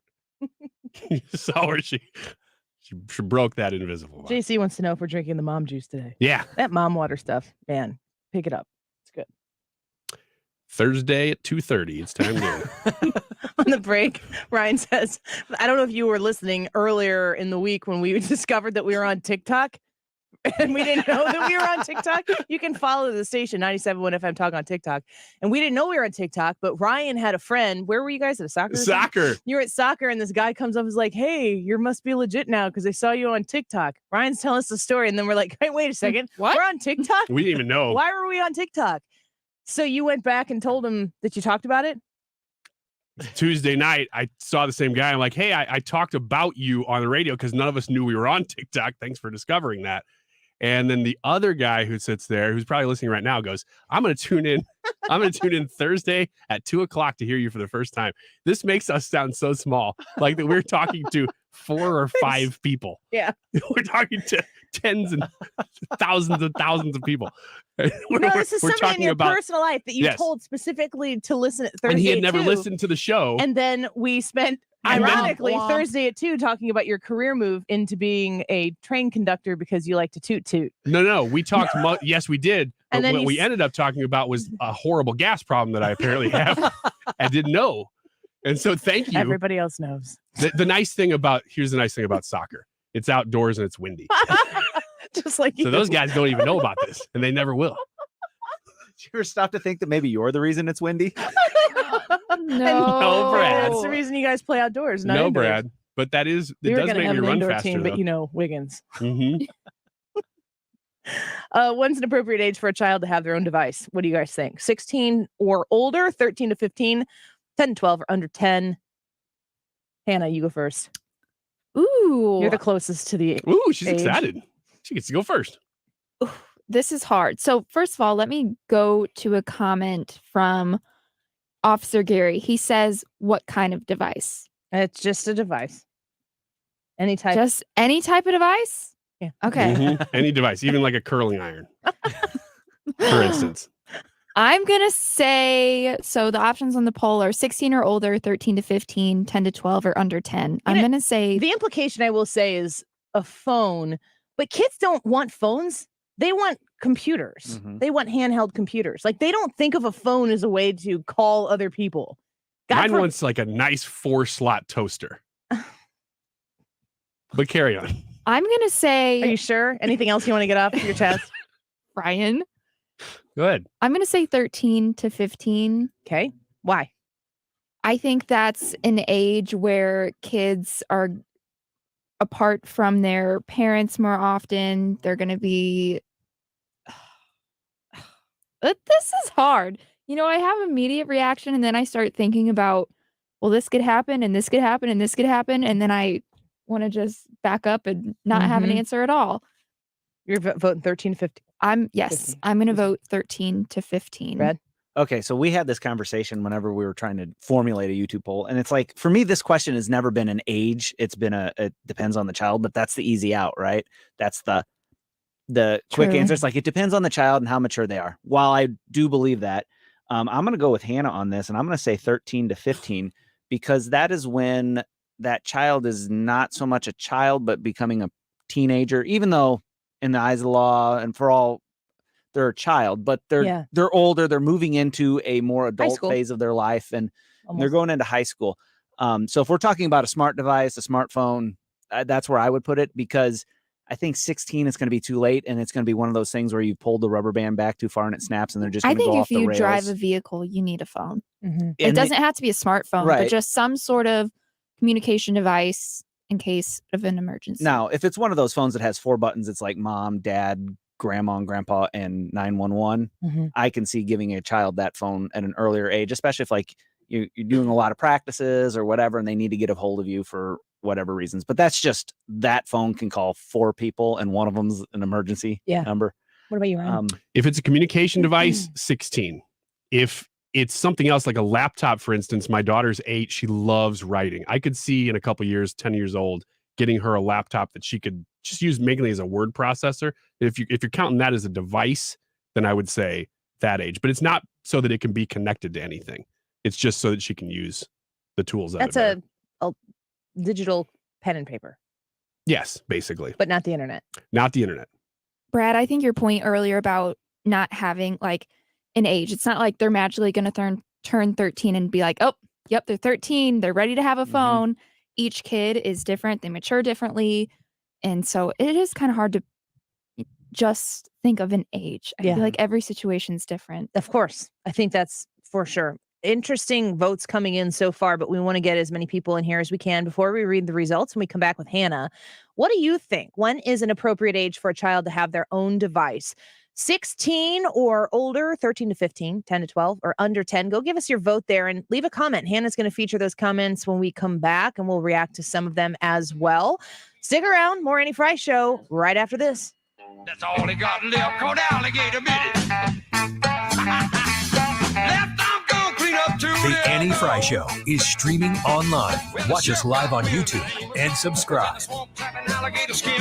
So it's stuck in the swamp, gonna get the boy, but he never come out again. The Mark Reardon Show. Lincoln Huff is with us. He's the sponsor of this tax cut. If you cut taxes somewhere, states will figure out a way to get those resources that they need to provide the services. Weekdays from 3 to 6 on 97.1 FM Talk. So you are looking for a solution to the disorganization that's in your life, but probably in your home. Think about those trouble areas that collect stuff in your house. So much so that you have that organized mess in your house, that corner, that room that has just kind of collected things over the course of time. COVID in the last few years has really given us the opportunity to assess how we use our house, the space that we have in our house. And I know a lot of people who have currently become empty nesters. Of course, you're going to have the kiddos going to come back maybe for the holidays, or you might be putting up guests over the course of time, but you've got the space in your house now that you can reclaim for your own purposes. Reach out to the Closet Factory and get a customized storage solution designated exactly for your needs. Beautiful renditions of custom organization done at the Closet Factory. If you are looking something that's completely functional, maybe you're looking for something in your garage that can get a lot of the stuff that's sitting out on the ground up on the walls and organized, the Closet Factory can help you with this process. Reach out to them at 314-961-4300. That's 314-961-4300 online at closetfactory.com. The Little Bit Foundation works to eliminate barriers to learning for 14,000 under-resourced students in the St. Louis area. Our vision is that every child has the opportunity to reach their potential and achieve their dreams. Bringing programs and partnerships into school communities, the Little Bit Foundation focuses on a whole child model, addressing essential needs, health and nutrition, wellness and family support, academic equity and enrichment, and college and career readiness. To learn more, go to thelittlebitfoundation.org. Oh, Hank, what a wonderful spider web you have built for us. I love this fabulous space we have right here in the corner of the kitchen. Thanks, Charlotte. I think I'll build us a vacation web in the coat closet. Maybe even one in Susie's room, too. Oh, no. It's the pest control company again with those green wheels. They always kill the mood. This is Derek, the owner of All Solutions Pest Control. Give us a call today at 636-486-7888. If a pest-free home is your goal, call All Solutions Pest Control. Finding great candidates to hire can be like, well, trying to find a needle in a haystack. Sure, you can post your job to some job board, but then all you can do is hope the right person comes along, which is why you should try ZipRecruiter for free at ZipRecruiter.com/radio. ZipRecruiter doesn't depend on candidates finding you. It finds them for you. Its powerful technology identifies people with the right experience and actively invites them to apply to your job. You get qualified candidates fast. So while other companies might deliver a lot of hay, ZipRecruiter finds you what you're looking for. The needle in the haystack. See why 4 out of 5 employers who post a job on ZipRecruiter get a quality candidate within the first day. ZipRecruiter, the smartest way to hire. And right now, you can try ZipRecruiter for free. That's right, free at ZipRecruiter.com/radio. That's ZipRecruiter.com/radio. ZipRecruiter.com/radio. Everybody knows you gotta get it at Clement. Everybody knows you gotta get it at Clement. Find the car you want, new or used. Get it at Clement, get pre-approved. Everybody knows you gotta get it at Clement. Everybody knows you gotta get it at Clement. ClementAutoGroup.com. AMCO presents Bet You Didn't Know. Bet you didn't know that your car's transmission is made up of 800 pieces. Also, bet you didn't know that AMCO's fixed over 40 million transmissions and that AMCO offers a nationwide warranty. AMCO offers easy payment plan options for most any credit situation, so you can fix it fast and pay it off slow at AMCO. That's AMCO, AAMCO. You're listening to the Annie Frey Show live from the Air Comfort Service Heating and Cooling Studio. Get your HVAC system ready for fall with a heating system check included with all maintenance plans starting at $15 a month. For details and to get into your comfort zone, visit aircomfortservice.com. If it's bumper to bumper or smooth sailing, Sue Thomas has you covered with dependable traffic. Driven by Ambassador Midwest Floor Company, the best way to deal with in-home traffic. Experience more at Ambassador Midwest Floor.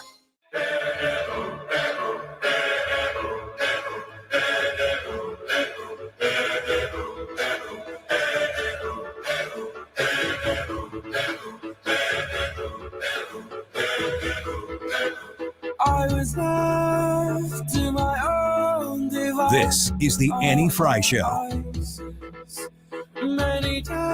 Find the podcast, on-demand audio, and more at 971talk.com/Annie.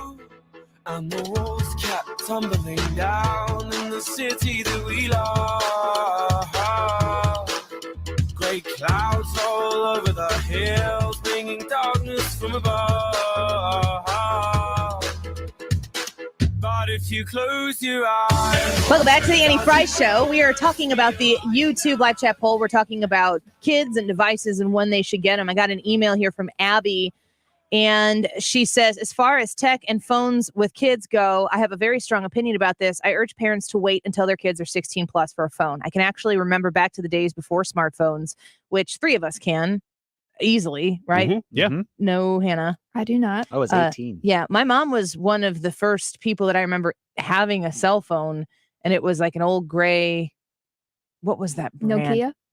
No, it's before The brick, Nokia. right? Do you remember when you Not a Zach Morris phone. Oh, okay. when you or a first bad got a phone. smartphone though? Because I think I didn't get one until about 2014. Yeah, I mean, it was. I don't know that I it was a little that bit long. late though. The iPhone 4 was my first smartphone. I don't know. I've never had an iPhone, but I don't know what actually was considered, like what turned into smartphone, because I The remember iPhone. when cameras were added to phones, Or maybe internet? I is think it what was turned it easy over? internet accessibility. because I had a BlackBerry which had a web browser on it, but it was not what people understand as the internet. Anyway, she said what personal computers were becoming when they were becoming more affordable and common, parents were warned not to let kids have one in their bedroom for obvious reasons. Did we give up with the advent of the smartphone? Unfortunately, yes, we did. But I think we should reclaim this sane line of reasoning and work to find practical solutions. I think many parents are more worried about their kid not fitting in than they are concerned about their child's moral and psychological development regarding this issue. Yet there are many reasonable ways parents can help their children navigate technology without the smartphone. Parents, there are alternatives. Do some research. What she says here is I think many parents are more worried about their kid not fitting in than they are concerned about their child's moral and psychological development regarding this issue is a very key point, because removing the smartphone or smart device from your kids when everybody else has one does put them at a potential social disadvantage if you perceive it that way. Mm-hmm. And there That are is ways a around. perception. That's true. But there is some truth to it though, because they will maybe be ostracized if they're connecting with their friends solely by phone.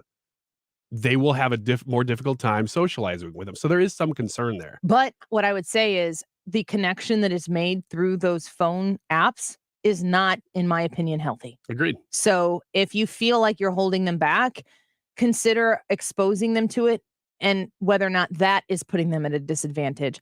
Maybe there's a disadvantage to be argued on both sides of that issue, and you have to decide which is the greater risk and which is the greater, I'm going to use the word evil in this scenario. And I just feel as though there's such a small advantage to doing it. For me, I think I'm going to vote 13 to 15, but I almost am cool with the 16 plus for a device. I wouldn't be opposed to giving a phone that texts and calls ahead of time, and that's really just so they can contact me or an emergency number. So I'm going to say 13 to 15 right now, but I'm like leaning to the 15 side of that range.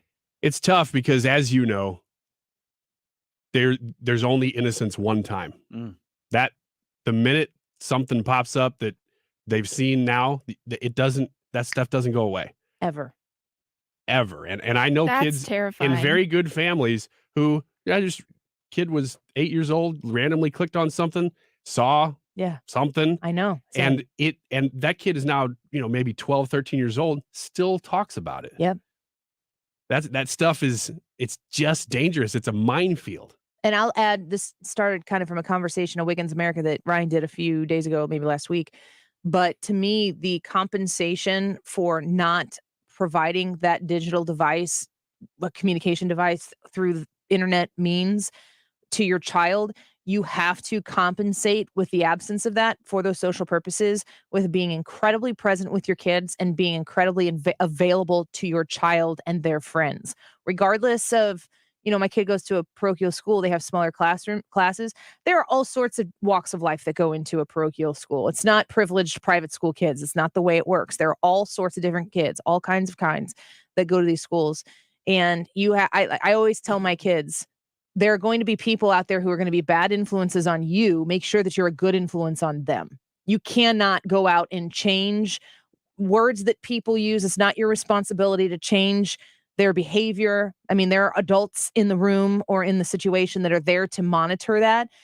You need to speak to me about things that make you uncomfortable. You need to speak to the parents or the teachers or the adults in the room if you are ever uncomfortable, but you know what is right and wrong. And if somebody is there being a bad influence on you, make sure, I know you can identify it. I know you're old enough, maybe not my 6-year-old, but my 10-year-old and my 12-year-old, you know what's right and wrong. And if you see somebody being a bad influence, double down on being a good influence. You have to push and be present for that if you're going to don't hand that responsibility over to the internet. I know for a fact there is a mom listening right now who feels like she failed in this area. It is impossible to do this perfectly. I don't think any of us are saying that, well, you made the wrong decision back then and therefore you ruin your kids forever. Because we talk about innocence being something that you can lose only once. You can. That's still true. But that doesn't mean you have to be perfect. And I want to say that because I just know somebody's listening who's really beating themselves up for the one time they didn't watch it right and their kid found something they weren't supposed to find and they feel like they failed. Forgive yourself. You have to forgive yourself for that stuff. That's also generational too. Like there are those versions of things that happened in the 80s when we were growing up, in the 60s when our parents were growing up. Like the details may be different, but you cannot be perfect. I feel like the surrendering your child to technology, though, the damage becomes exponential and rapidly so. Yeah. You want to get to the results? All right. The results for the poll. And once again, the question is, when is an appropriate age for a child to have their own device? 16 or older, 13 to 15, 10 to 12, or under 10. 47% of the people said 13 to 15. 36 said 16 or older. 17% said 10 to 12. And 0% said under 10. I think that's the first time on our Annie Frey YouTube poll that we've had no a 0%. I know people who are 10 and under who have phones. Wow. And my daughter is 10. She has friends who have phones. They might be 11. I don't know, but they're good kids and they're good families. It's a huge opportunity for influence outside of your eyes and ears. And when my kids do access my phone, we have a third. The last time I upgraded my phone, which was like 2.5 years ago, we saved the old phone that I had and added a line so we could have a house phone that also becomes portable where we go. We call it the red phone because it has a red case on it. It's nobody's phone. It's mom and dad's phone. It's the house phone. It's not any kid's phone, but they may play Pokemon Go on it if we're taking them somewhere and they're going to be bored or something like that. But there's never an instance where that phone is handed over to them outside of supervision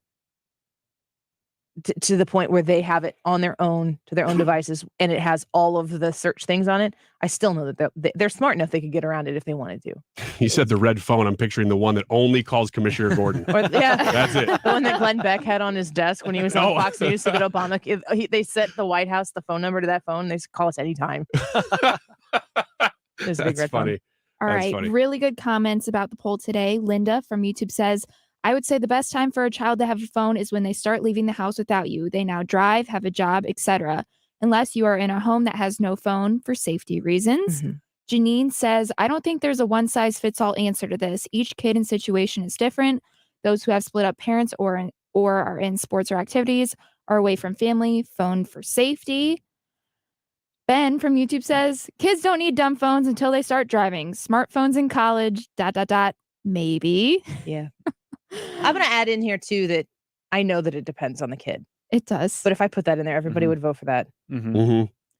Anti-Sober says, kids can have a device when the parents feel they need them. Always monitored, but only if there's a need for them. TikTok is always a no. Unless you're following 97.1 FM Talk. I meant unless you're following us. We're present. This is new information. We didn't even know we were on there. Hi. Hey, TikTok. How you doing? What's up, TikTok? Hey, what do they do there? They diagnose all kinds of problems. You're supposed to do cool TikTok dances. Do one real quick. Now, okay. Go. I Hurry. said cool. This is great. Oh, that looks like fish out of water. Fish out of water. This is totally going on TikTok. One last comment. Careful. Different Janine on YouTube says, I say 10 to 12 because that's pretty much when you start letting your child go to friends' houses or out to play without parental presence. Therefore, a phone device would be good for emergencies. Thank you to everybody for voting on this poll. It is 100% up to each individual family to know what's right for each individual kid. But I do think it's an issue that needs to be discussed more because parents, I always find, always want to push it off and they always feel pressured to do it earlier than they feel comfortable with. Parents, do what you know to be right each and every time. Stick around. The Mercury Show's next.